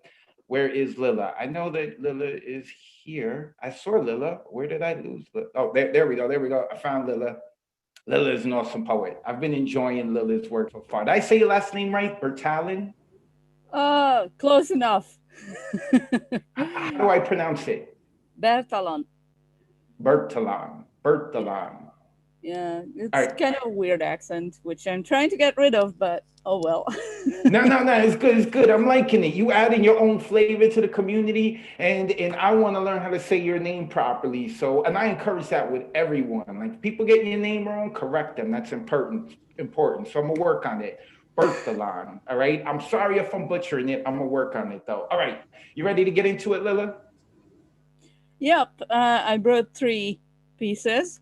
The last one is kind of what I wanted on Thursday, but I didn't get in time. Okay, so first one is the locks. Locks on doors, locks on minds. Don't look there, draw the blinds. If you want to sleep at night, ignore your neighbor's plight. Locks of hair that remains in a world rearranged. Bridges and toppled stones, rainfall on exposed bones, locks on hearts, locks on lips. Screams leak through fingertips until the web gets logged too. How do I tell what's true? Lockstep march, wasted youth, fall in line, don't be rude. Flattened snake, it's long dead. Look away, don't get mad. Sentimental, sense the mental. If it's chemical, why punish it? Mind, meaning, meanness, meandering murmurs. Morals? Mothers smother dreams in the cradle, and medics enable the mutilation. Senses are surrounded by silly sensations. Distracted, we stumble into the grip of shrinks, like fish stray into the mouth of the moray. Sentiment construed as affliction excuses the dismissal of solutions. Skeptical scrutiny is required, both ways. Snake oil is still out there. Okay, second one is called Freedom. I fly above the rickety crowd, far from their rattling teeth and trembling bones, far from their fear of lies, their nervous rituals, proudly unclean, free to laugh. But wait, I cannot bear to laugh at them anymore. It pains me how many fell for the deception, and if I owned anything, it would be the strength and power to pry eyelids open, and the universal remote to turn off all the TVs, just long enough to let the world take a breath, wake up, and crawl out bringing tar and feathers. But if they don't want to listen, fine. I'm good with my own true love, with her cold steel and brown wood and the essence of freedom packed so tight into those little pills inside her. I take her in my hand, just to feel the weight of my own personhood in her metal. It is an honor to be of the species that engineered her sleek, elegant lines. I go wherever I please for a while, and then I find the prettiest place on earth, probably covered by red sand somewhere. I hold her to my heart and just let go. She and I make that place my forever home. And the last one is it's just called Death, which kind of gives it away, but you never talk about her, as if her name was a curse word. You couch her in euphemisms and whispers. Fear blinded you to love. You can't see its comfort that she offers. And just because I can't see it, I'm diseased? Tell me we don't all deserve some goddamn peace and quiet. Tell me again how mean and cruel I am just because I see nothing wrong with death. There, I said it. The name that clings to our ears and should bind us together when lies fracture and fear erases our kinship. Death is what we have in common.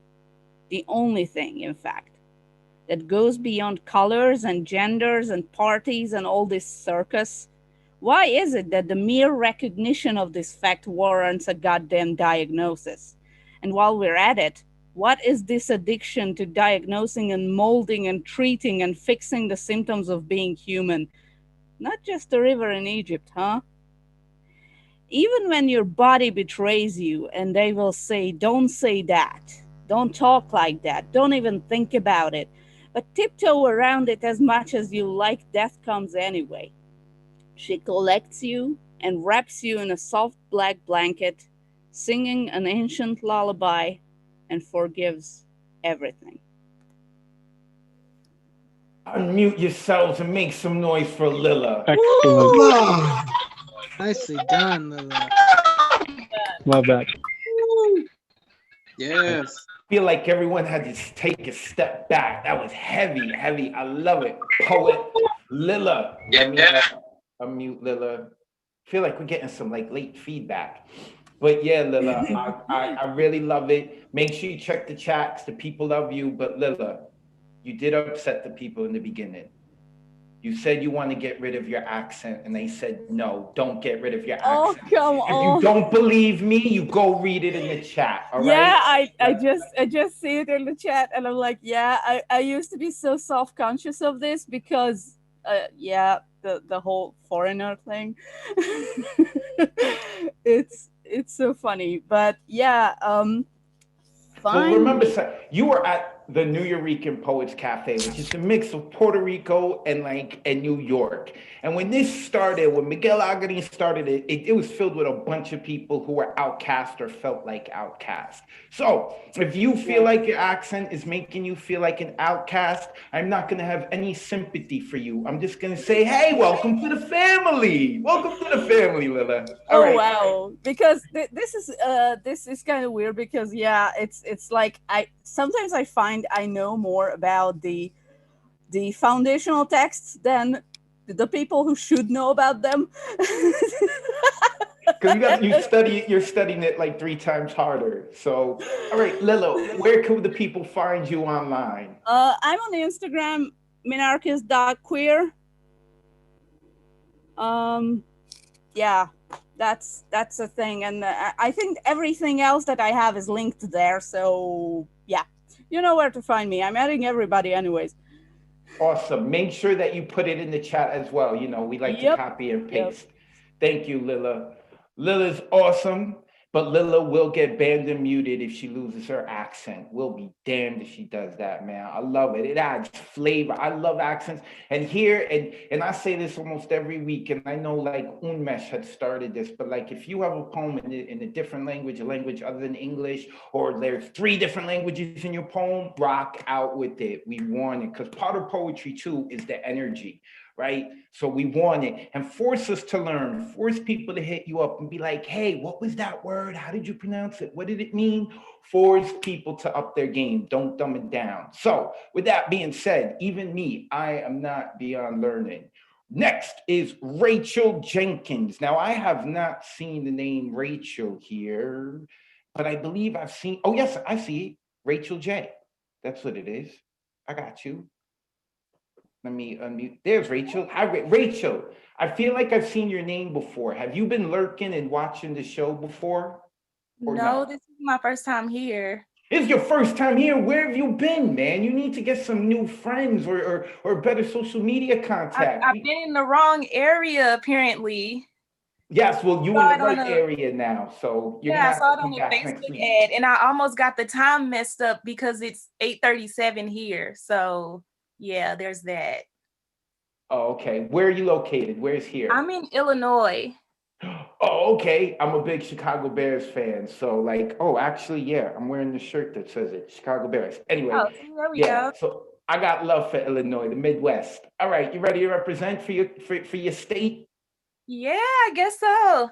Again, Rachel Jenkins. The pressure is on. Y'all are all so good. All right, the name of my poem is called Broken Hopelessness. I want to love so deep that even lack of intimacy couldn't fathom how to ply a wedge between our intertwined souls. If you in a day without kissing or touching me. Your intellect would keep me yearning for when I'd see you next. God himself would have to strike down from the heavens and call one of us home before we ever separated. We'd become so addicted to each other that there is no level of dopamine that could ever reach the altitude of pleasure that we get from loving each other. I want to find someone who's just as hopeful as me.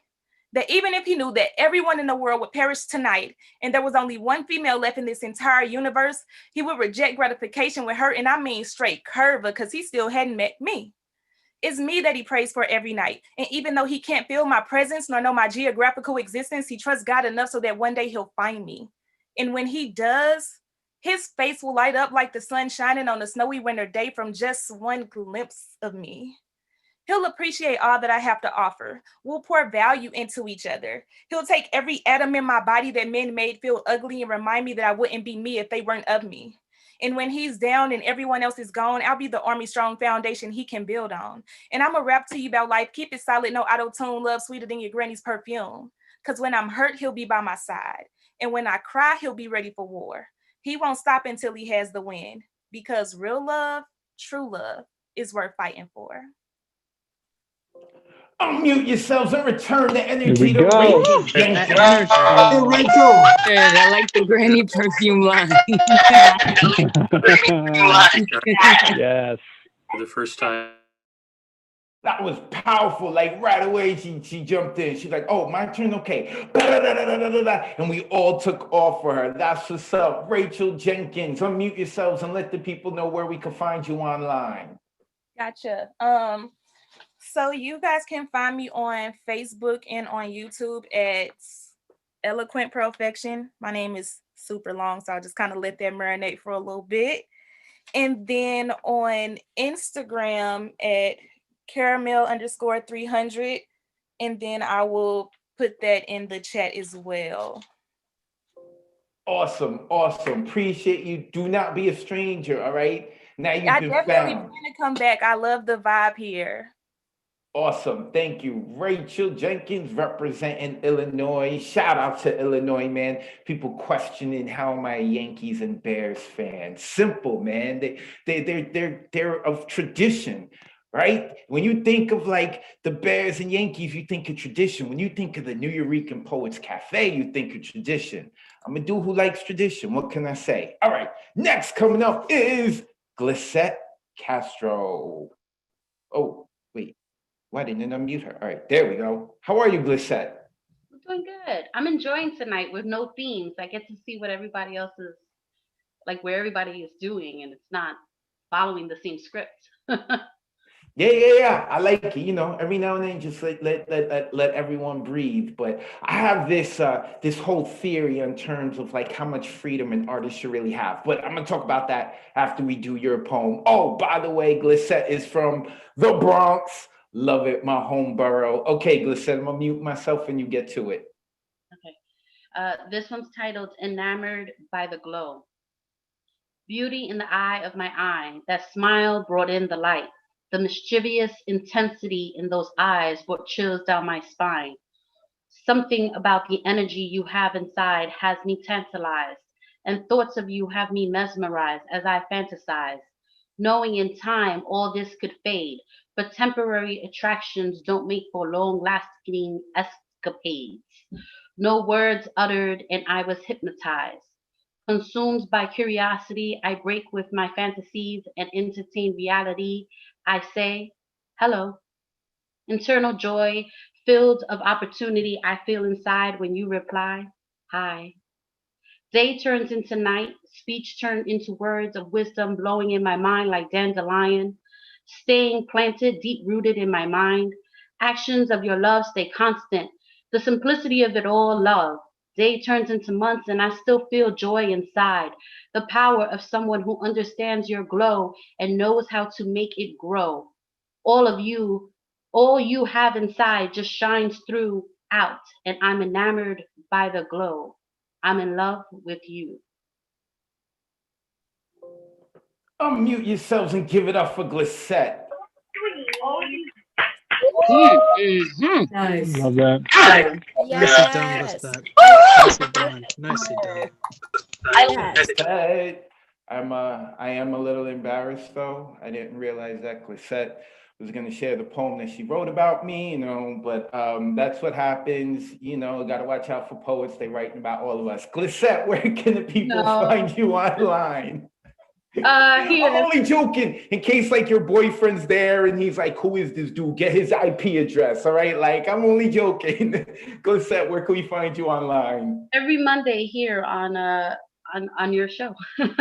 On the show. And that's the way to flirt with the host. That's right. Every Monday at 8 p.m. Eastern, 5 p.m. Pacific, we're right here, and you will find Glissette as well. Glissette, thank you so much. Appreciate it.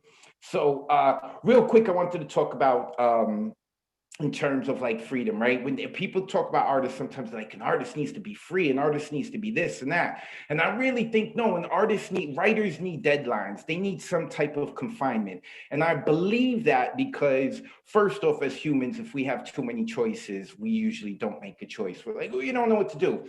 Second, all of art has been born out of oppression. And I don't mean to offend anyone here, but there is not a single real artist I know that is of a complete sound mind. I would not vote for them for president. I would listen to their poetry and their music and their art and look at their paintings all day long. But run the country, no, not suitable. So there we go, future me. You're never going to run for president. I put it out there. So that is why I think like people should stick to the themes, right? You have poetic license, you can go very far outside the theme and flip it how you want. But that confinement, it can help, it sparks something. So with that being said, moving on, and me being the flirty host that's gonna get beat up by boyfriends and husbands, including Diane Ward's husband. Next coming up is Diane Ward. Diane, how are you this evening? I'm fine, thank you. How are you? Well, I did not perform last week, and I did the prompt of last week.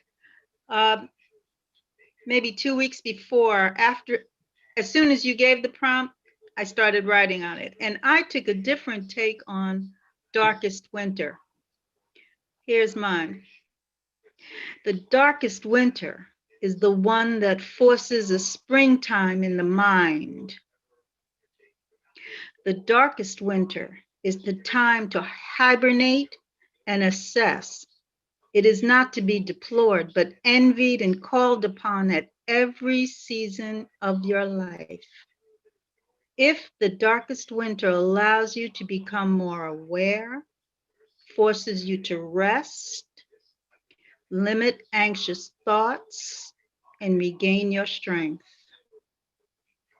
The darkest winter is a joyous season, fertilizing growth, encouraging thoughts, and engenders new fertile growth.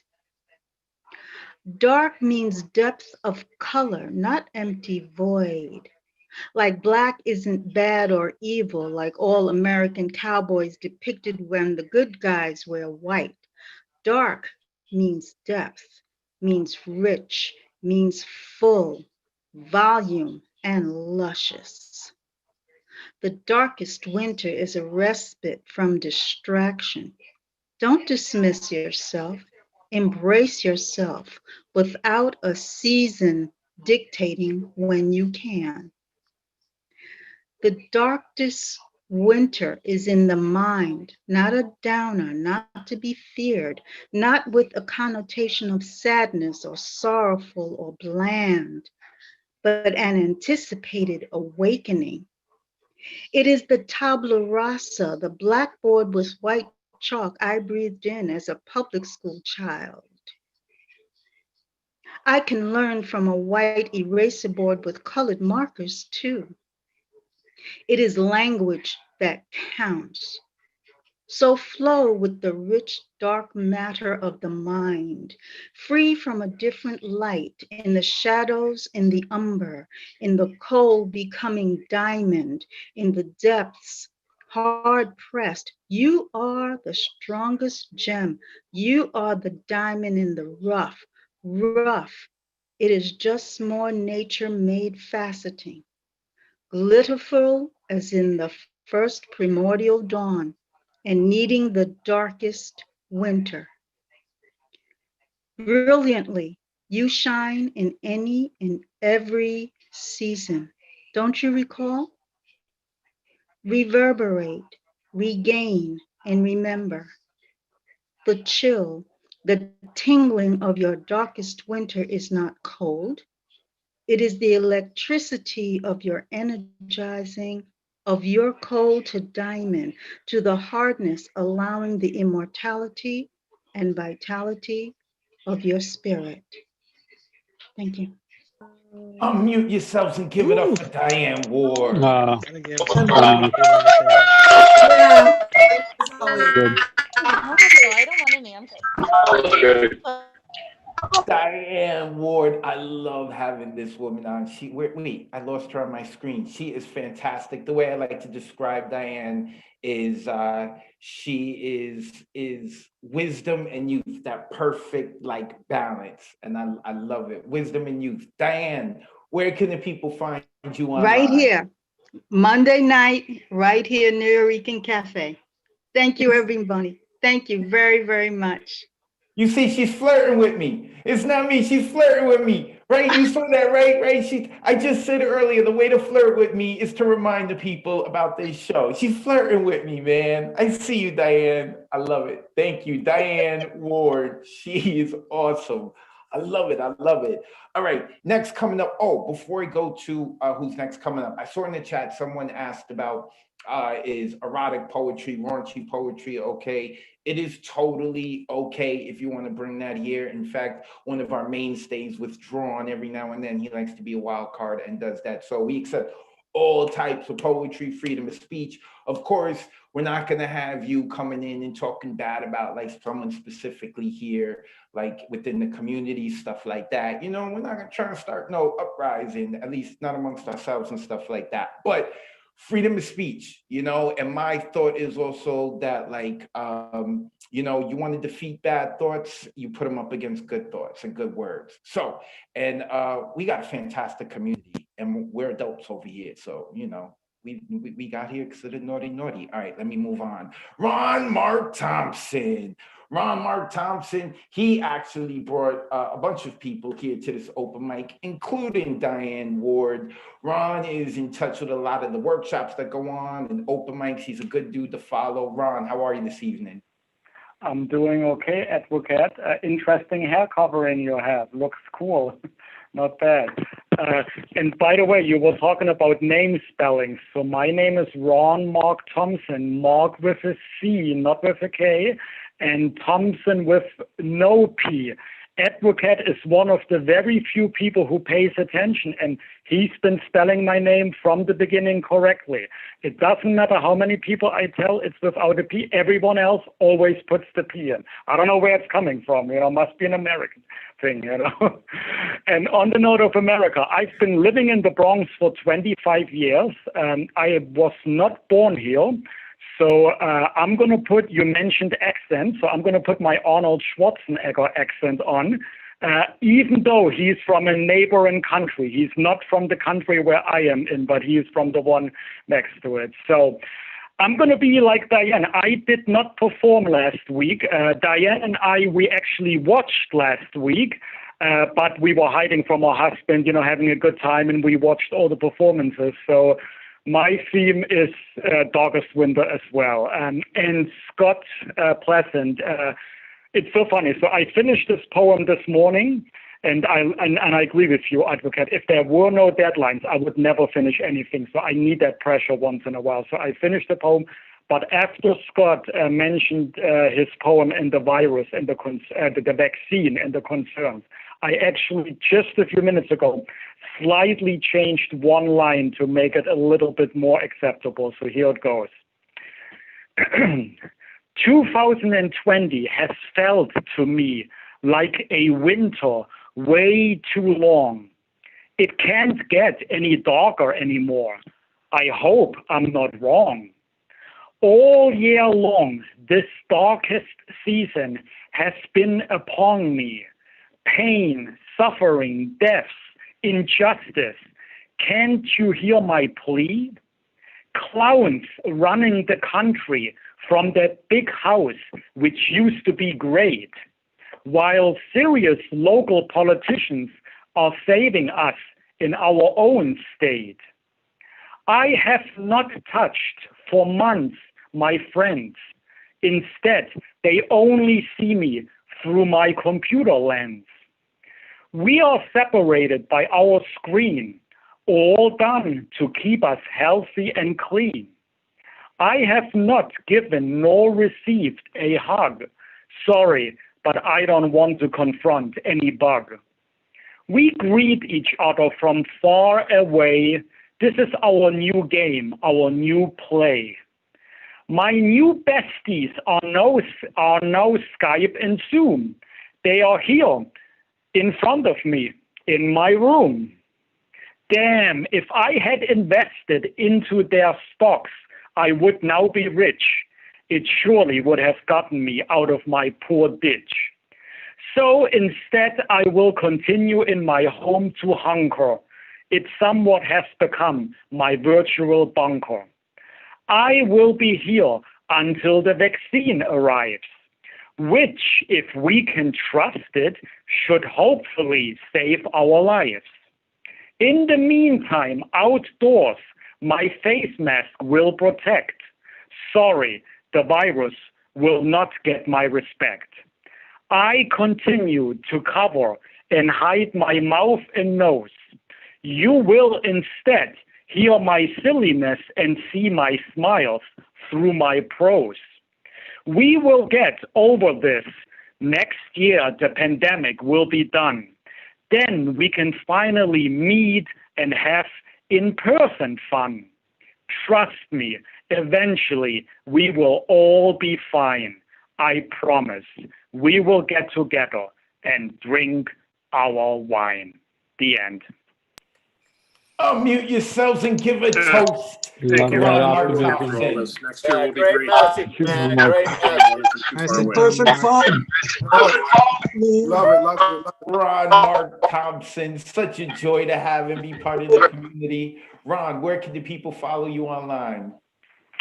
Well, you can follow me on the line in the Stop and Shop grocery supermarket down on Broadway in the Kingsbridge section of the Bronx. Or if you're talking about virtual online, you can find me at Ron Mark Thompson, Mark with a C, Thompson no P, or my organization, Bronx Art and Fun Hub, BXAFH.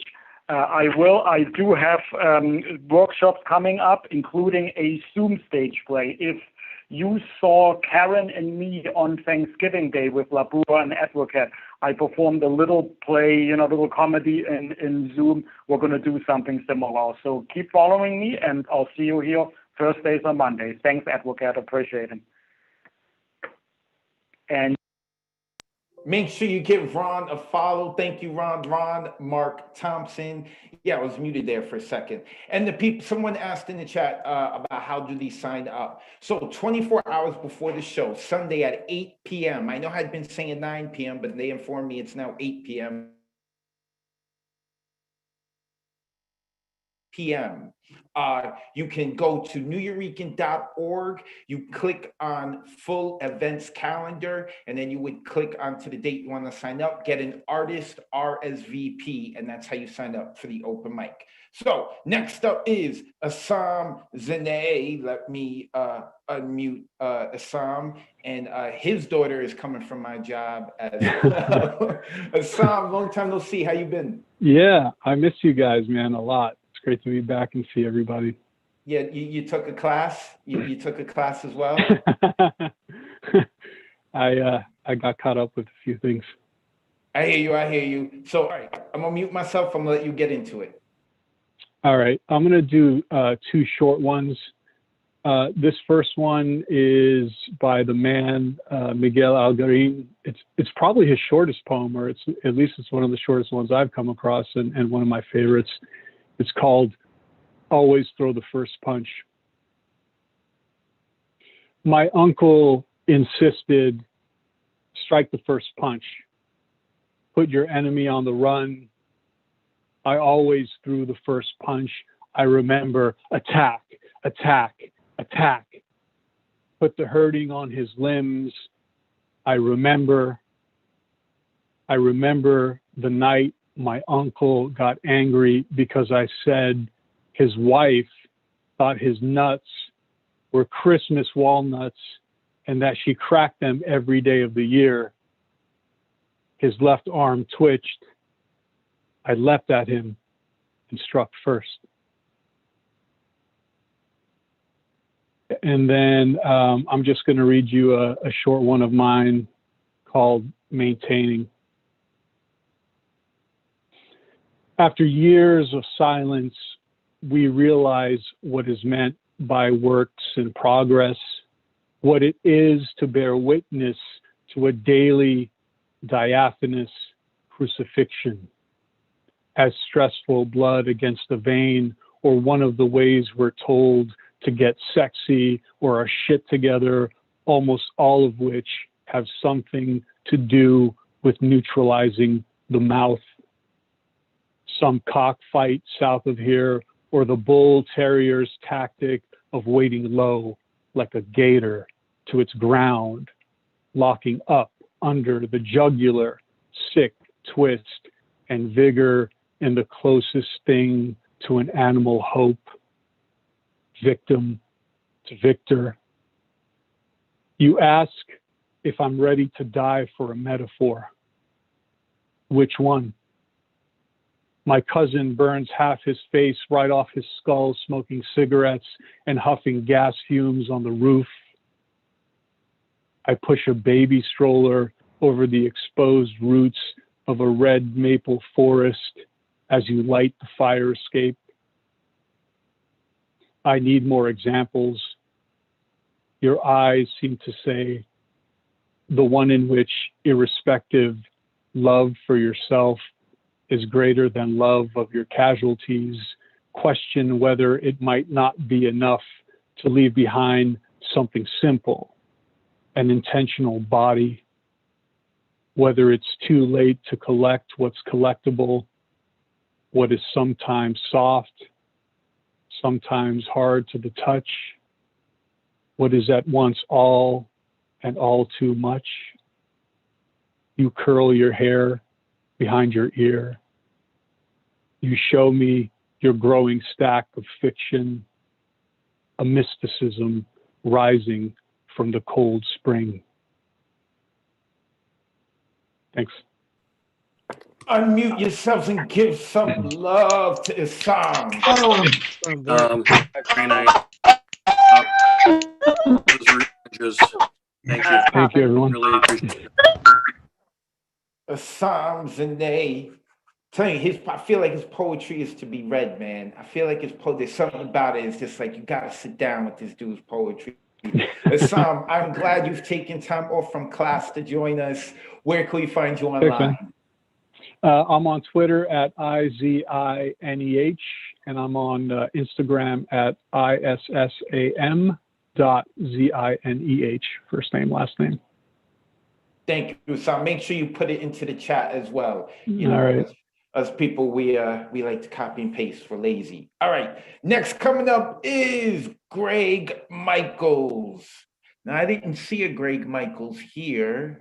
Greg Michaels, is there? Oh yes, I do. Yep. He's waving. He's about to knock his computer over. Like, I'm right here, man. Right here. You've been here the whole time. I'm sorry, Greg. How are you? I'm great. Where are you located? I'm a city guy in Cleveland, Ohio.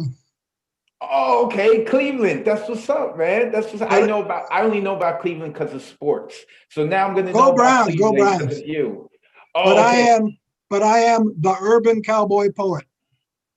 Oh, I like the urban cowboy poet. I love it. I love it. Well, welcome to the Monday Night Online Open Mic. Go ahead. Thank you. I'm a fan of cowboy poetry, but I ain't a cowpoke. So I take urban legends from the tabloids or internet and tell them cowboy poet style. This here legend's Death by Dung. Friedrich Riesfeld was a keeper at the Paderborn, Germany Zoo. Friedrich ended up much deeper than you ever want to be, in poo. His elephant, named Stefan, normally sat with regulation, but his pals was out of step and he was fit with constipation. He'd been cared for like a pet, What was this all about?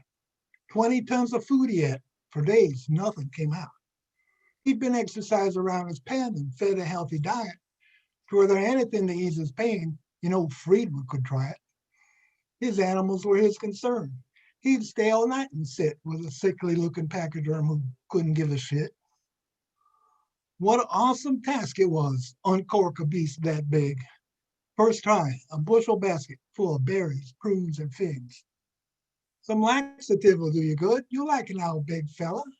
Anyone in Germany would. It tastes just like Nutella. Steph studied it like elephants do. They sniff with their long noses. Took quite a while before he was through. He had 22 doses.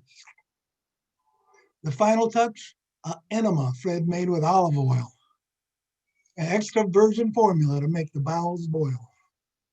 As Fred got close and aimed a spray into the mammal's rear, he didn't know that, in a way, both their ends were near.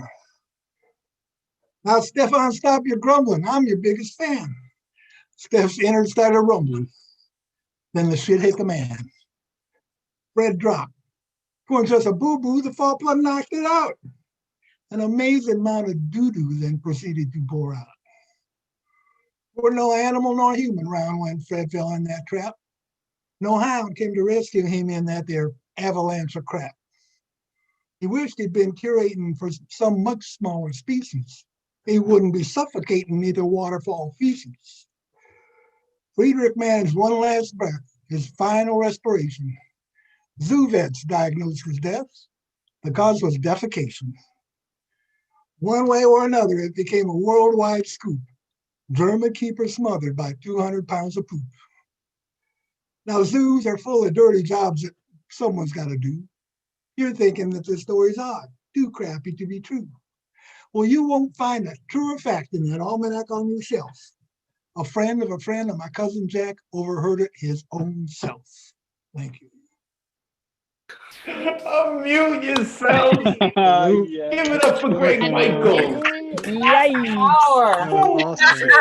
That was funny. That was awesome. Know me as the urban cowboy poet. My cheeks are hurting. Last week we heard a poem about turtle urine, and now we've got elephant poop. Make a poop poem. I love it. Greg, where can we find you online?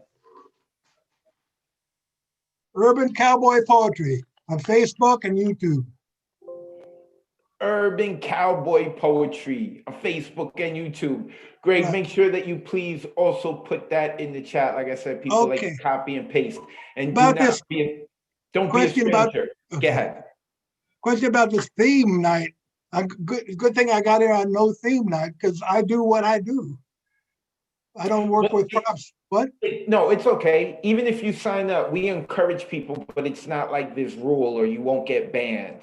So if you got something that's off theme, please still sign up. You're more than welcome to be part of the community. There's a lot of urban legends. I got a lot of those. All right, cool. Thank you. Greg Michaels, Urban Cowboy Poet. Make sure that you check him out. Okay, next coming up is someone who was on the late waiting list but got moved to the guaranteed list, and that is Sam Park. Where did Sam go? Sam was, I see Sam. Ooh, she's waving. She's doing the dance. She's doing the wave. How are you, Sam? I'm doing good. How are you, Advocate? I'm good. Glad we got you onto the guaranteed list. You ready to do your thing? I am. It's like gonna be hard to follow up with that last poem. So I mean, I hope I can do it justice. I wrote a poem called Morning Intimacy, and this is actually a poem that I recycled from like a while ago, but pretty much like my journey with poetry has actually been pretty brief. I'm not going to walk you through that whole thing, but so I've just been going through and recycling old poems and seeing what I can make of them, and yeah. So this is Morning Intimacy. 7 a.m., the sun is shining, tracing shapeless clouds with silver linings. Day overcomes dark, the moon resigning to practice the fine art of compromising. Here we lie, awakened but silent, sipping for more slumber, remaining defiant, because when we arise, we must break alignment and part for priority's sake, an unfortunate requirement. My body lies here folded perfectly into yours, skin to skin, eye to eye, just as it was before we slept, resurrecting a heat that is so pure, resting on pillow talk intimacy as common and cure. In your eyes, I see depths of tamed ferocity.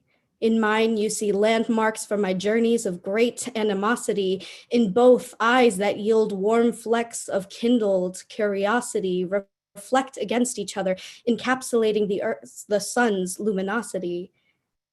In this silent hour before action takes place, we lay here entranced in each other's space. The quiet conversation is profound as I gently trace my fingers upon your palm as the others caress your face. I memorize what I touch. The peaks and valleys of your skin bring me to destinations in my life where I've only been in dreams, in fantasies of love and seductive sin, but I will always remember the bliss of how you see through me and within. Though I do not wish to leave you, we must soon be apart. I've learned lessons from finding the missing pieces of my heart and how to mend it back together for a fresh start. With you, I feel safe, but the safest refuge is my art. You are my inspiration, my experience meeting its twin flame. When I lie here with you, I feel safe, free to be wild, but still tamed. Though I'm not a morning person and would never make that claim, you revive me like coffee and you energize my aim. The bitter sweetness of parting will make room for thought. Memories of last night will be kept clean and caught. I'll protect my reason for happiness that could never be bought and find art in the silence until patience is taught. I keep these memories with me, tucking it safe from sight. I cherish the calm of morning and the lust of night. There are many memories with you in mind when I write, but when I think of our intimacy, I can only think of morning light. Thank you. Unmute yourselves. Give it up for Sam. Oh, Feels. Sam. You're a natural. Love you. I so love you.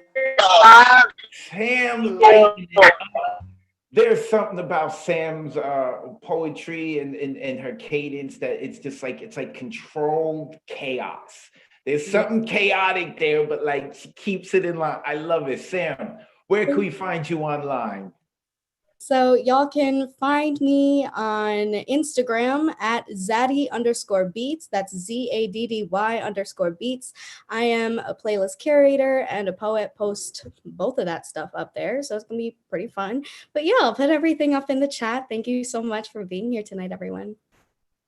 Thank you, Sam Park. You need to check out Sam Park, and then you need to check out Samantha Park. But that's all I am going to say. Okay, so we are about to get into the waiting list. I'm glad we're able to get into the waiting list. Real quick, though, I do want to thank the people who have come here, not even to share, but just to check out the poetry, all those on Facebook and YouTube. Thank you. And those on Zoom, like Nicole Azali. I hope I'm saying your last name right. Thank you, Nicole.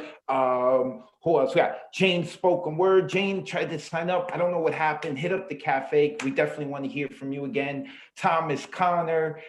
Love this dude. I'm glad he keeps checking out. Got to hear him on Thursday, share his work. Tiffany Jewell, thank you for tuning in. Karen Scott. Y'all been lighting up her face, man. You've been lighting up her life. Amanda, I saw Amanda creep in a little later, but she did show up. Thank you, Amanda. Amanda's been showing love of late, yo. Appreciate having her here. Who else? Miro, make sure that you put into the chat about your book, Love Letters to Gaia. December 13th is the last day you can submit. And she just put it in the chat. Make sure that you check it out. All right, all the information is there. To Venus, oh, I love that name. Thank you for checking in, Venus. Who else do we have here? Mary. Hi, Mary. Mary's been here since like the very beginning, checking it out. So thank you. Boaraku just showed up. Yo, from Japan. Appreciate having him. Lawrence Chan, who cut his who cut his hair. I remember seeing him. Zoe, I saw Zoe check in not too long ago. Georgia Gordon, who's been lighting up the chat. Thank you for checking out. Umberto Marte, dude always checks out and gives love all the time. Thank you. Mashid, what can I say about Mashid? We know Mashid shows up, gives love all the time. That's why we had the Mashid night. Raymond Morenci, I've seen them active in the chat as well. Thank you. Mariela Cabrera, she's a real person. Thank you for checking this out. Adrian Estrada, I don't know who you are, brother, but thank you for checking this out. And I hope you're not a stranger either. And Abraham Cardona, representing New Jersey. Love this dude. I'm glad he's showing up more and more. You know, he was taking classes or whatever. So, okay, I think I got everyone who has still stuck around. Oh, Luciana, how did I forget Luciana? Out in Brazil, right? I had said Argentina before, but it's Brazil, and I love your background of the New Rican Poets Cafe. She's always tuning in. Check out English is her second language, and all of y'all the past several months have been helping. And last but not least, to Santos Taino, brother, thank you for checking in. Anyone wants to sign up for this, go onto the New Rican website 24 hours before the show. You click on full events calendar, then you would click on the date you want to sign up for. Get an artist RSVP ticket. It's free, artist RSVP ticket, and that's how you sign up for this. So let us get into the waiting list. And I already see that Nelson Perez, who's supposed to be here, is not here, but Trisha De Jesus is here. So we're going to go to Trisha. And we also have Bonnie Soloway, I hope I'm saying your last name right, who's been here from the beginning. But first, to Trisha De Jesus. Let me unmute Trisha. Oh, I love your hair. I don't know what it is. Your hair is popping tonight. How are you, Trisha? Good evening. I'm doing good. Really good. Yeah. Good. All right, I'm ready to hear your poetry. After, I'm sorry for the flirt. Go ahead. I'm just going to get right into it. I'm going to share some really, really ancient stuff. Ancient shit. So this first one is called Dance Me Fool. Curve a blood red smile just right at the corners. It no longer comes easily, but old vices never die. They are seduction, tucked away, regressed, until summoned a reflex sneak attack where they assumed there was no more. Just look at me with a right gleam in your eyes. I do not make promises to absolve your sin as I stroke your ego. Next. Sin jar. Shelved sanctuary, 3 feet clearance above my head. My shanty shame, slicked porcine licks, repetition upon my offer, broadcast a tepid pale will, imprinted upon my forehead, open for business. No guilt sits staidly at shot glass bottom. No matter, no room in this far removed, sanitized life. And I have one last tiny one. Where'd it go? Where'd it go? Where'd it go? Where'd it go? There it is. Peach pie and honey cake peepers can flash key lime at me anytime, whenever they damn well please. I won't fret, I can't lie. I kinda like the sass.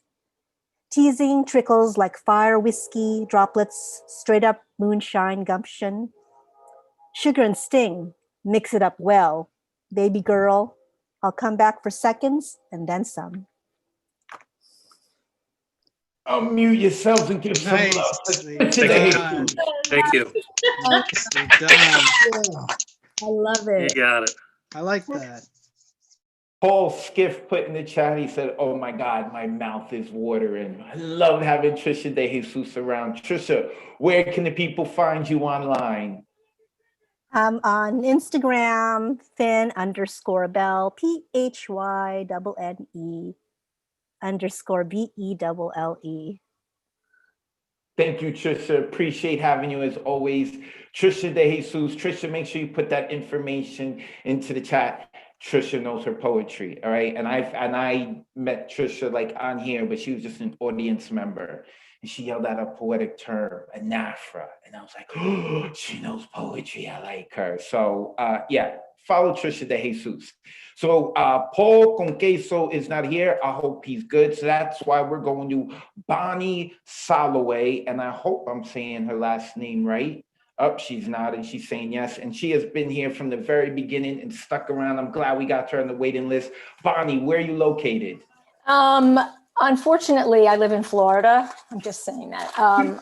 I'm in Jacksonville, sort of waiting for COVID to, stop, and then maybe I'll move around a little bit. So Okay. I'm sort of surprised I'm on, so I'm a little bit nervous because I was just relaxing. Okay. Nothing to be nervous about. This is just recorded and gotten to see on the internet forever by thousands of people. Exactly.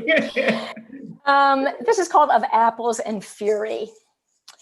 In policing, people always talk about bad apples. Well, bad apples come from rotten trees, but law enforcement agencies imbued with structural racism. That was said by Dr. Rayshawn Ray from the Brookings Institution. What causes men, much less police, to snuff out lives and show no grief? Racist oppression, 4 centuries strong of ingrained entitlements that police do no wrong? Or born of frustration and fear in the streets, do police grow emboldened with biased beliefs? Dehumanization, when thrown in the mix, results in unspeakable acts such as this. A Black man lay cuffed, his face pressed to the ground. Soon gasping for air, a crowd gathers round. A curious confusion turned to anger and dread as videos captured a man soon to be dead. A crowd watched as police enacted at will a torturous death over a counterfeit bill. I can't breathe, the world would hear, 28 times choked out in fear. I'm about to die, please, please, please. Mama, I love you. Please, man, I can't breathe. The murder continued without trace of disguise.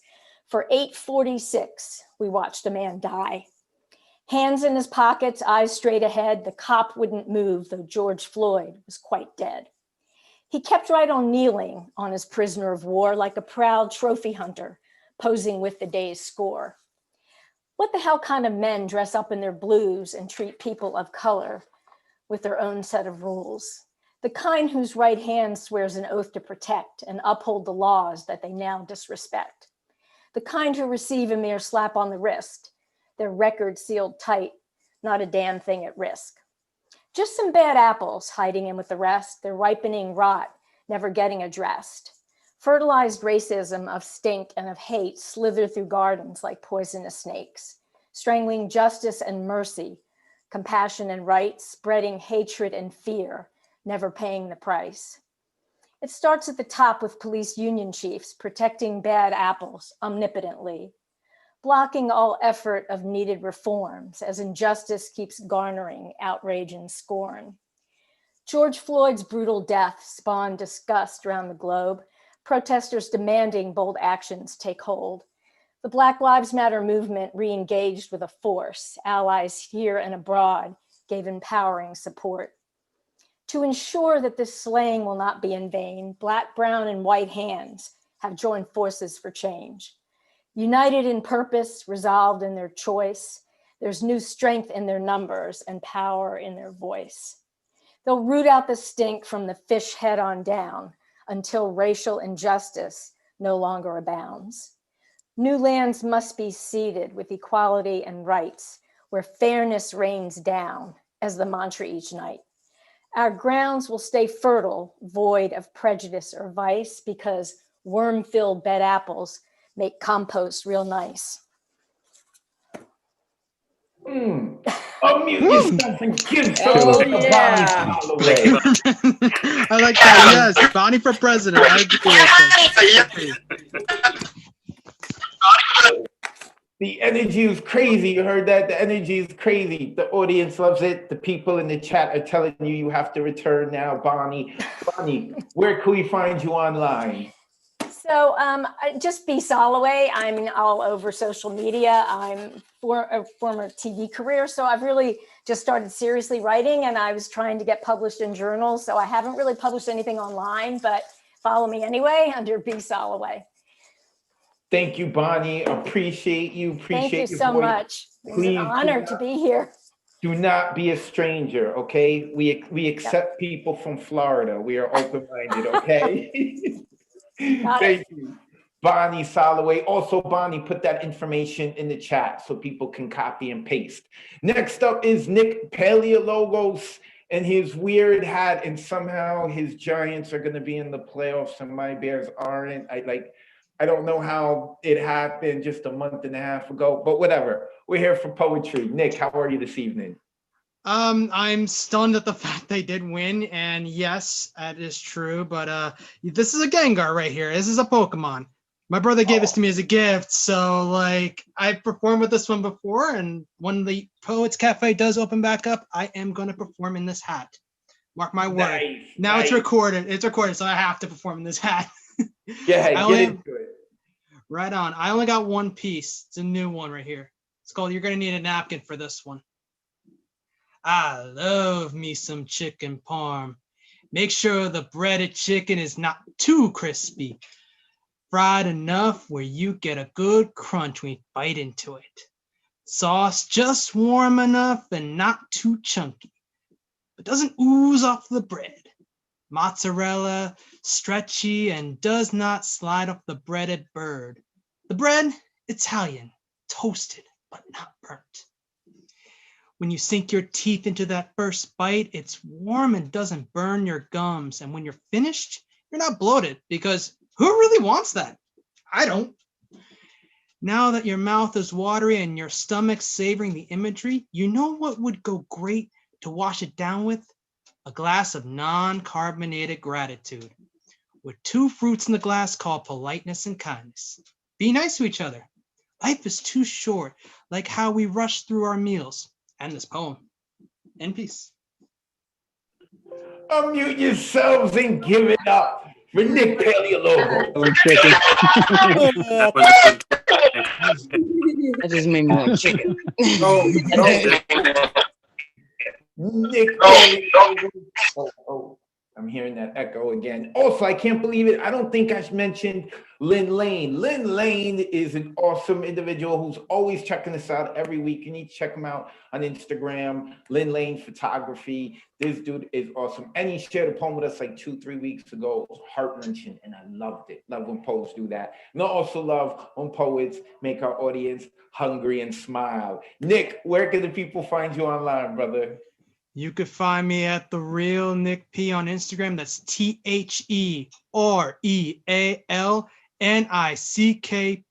on Instagram. And also submit to Love Letters to Gaia. I dropped the info in the chat earlier, as Miro's been doing all night too.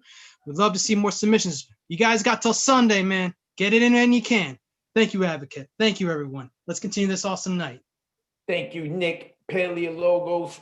And we're about to run out of time, but I have one more person who was on the waiting list, and I didn't think they were here, but then I saw them make a comment in the chat, and that is Mary, yes, Mary Blenderman. I hope I'm saying that name right, the last name. Oh, Mary, I had mentioned Mary before. You know what it was? I didn't see the last name. That's what it was. It was just Mary. So am I saying your last name right? Blenderman? You got it. Awesome. Mary, where are you located? Pittsburgh, Pennsylvania. Oh, okay. Cool, cool. Your Pittsburgh Steelers are undefeated. I don't know if you're into football or whatever. Sorry. Okay, sorry. We're here for poetry, not sports. All right, Mary, you are our last poet of the evening. You were on the waiting list, weren't guaranteed, but I'm glad we got you on. And thank you for sticking around from the beginning. So you ready to go? Yes, yeah. Thank Go you ahead. for holding this space. This is my first time on the New Eurekan open mic, so thank you all. The poem I'm going to read is an abecedarian, which is a poem with 26 lines, and the first word of each line starts with a letter of the alphabet A to Z. So there's that. Abecedarian for the girl I almost went home without talking to. Always I used to freeze around beautiful people or go home before anyone could invite me to theirs. But this time, the cement floor of the art gallery pushed me up from my seat and down the aisle, and I walked slow, as if this were a wedding ending with a pledge to love my intuition. For once, Thinking back to my shaking hands, I have no advice to give myself except stand up sooner. You almost missed her, and what you might have missed. I had stopped telling my roommate who I found attractive just so she would stop telling me to kiss them already, so I could pine in silence. But a little inspiration and a splash of desire make a raucous cocktail. Mary is my name.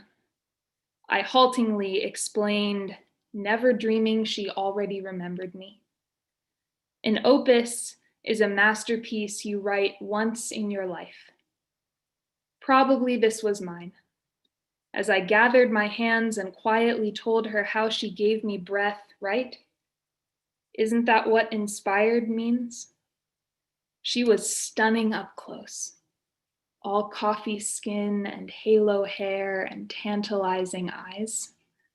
A blue light bloomed in my unbound chest, tugging me towards the shimmer in her voice, magic glinting on the edges of her laughter. When you build a fire, if you want it to last, you draw an X with the logs to let the air flow through. You bike through the rain to meet her, zipping past hesitation in the dark. Yes. Give it up What a for way to Mary. end the night. Very nice. What a way to end the night. That's a That was good way to Amazing. end tonight. Almost. Yeah, perfect way to end tonight. Amazing.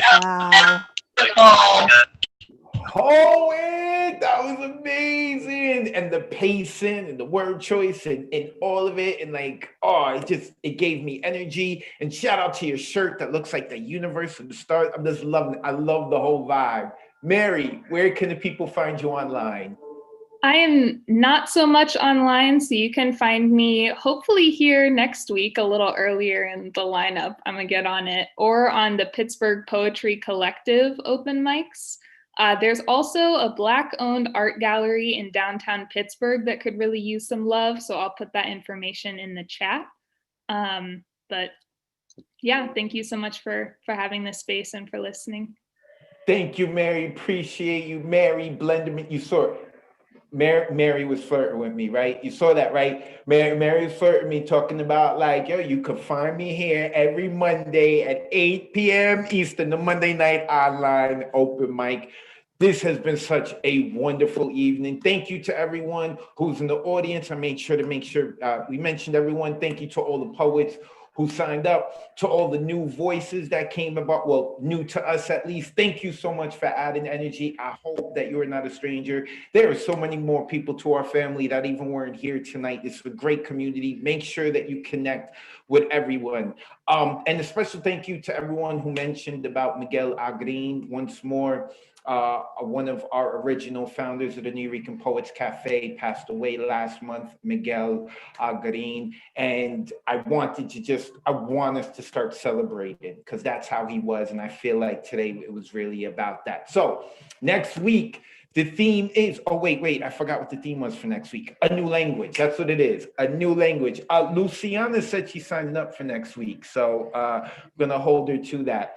Next week, the theme is a new language, poetic license. Flip it how you want. Make sure you follow the New Eurekan on Facebook and YouTube, Instagram and Twitter, New Eurekan Poets Cafe. You can find me online at Advocate of Words. When you spell words, that's with a Z at the end, poetic license. So with that being said, good night, sweet poet.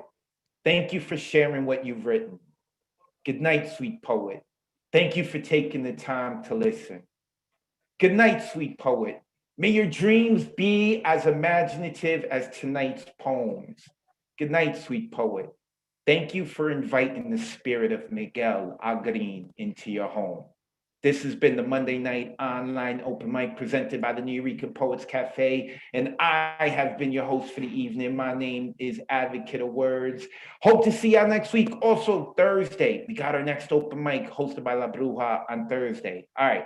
Go be good people. We need more of that in this world. Peace.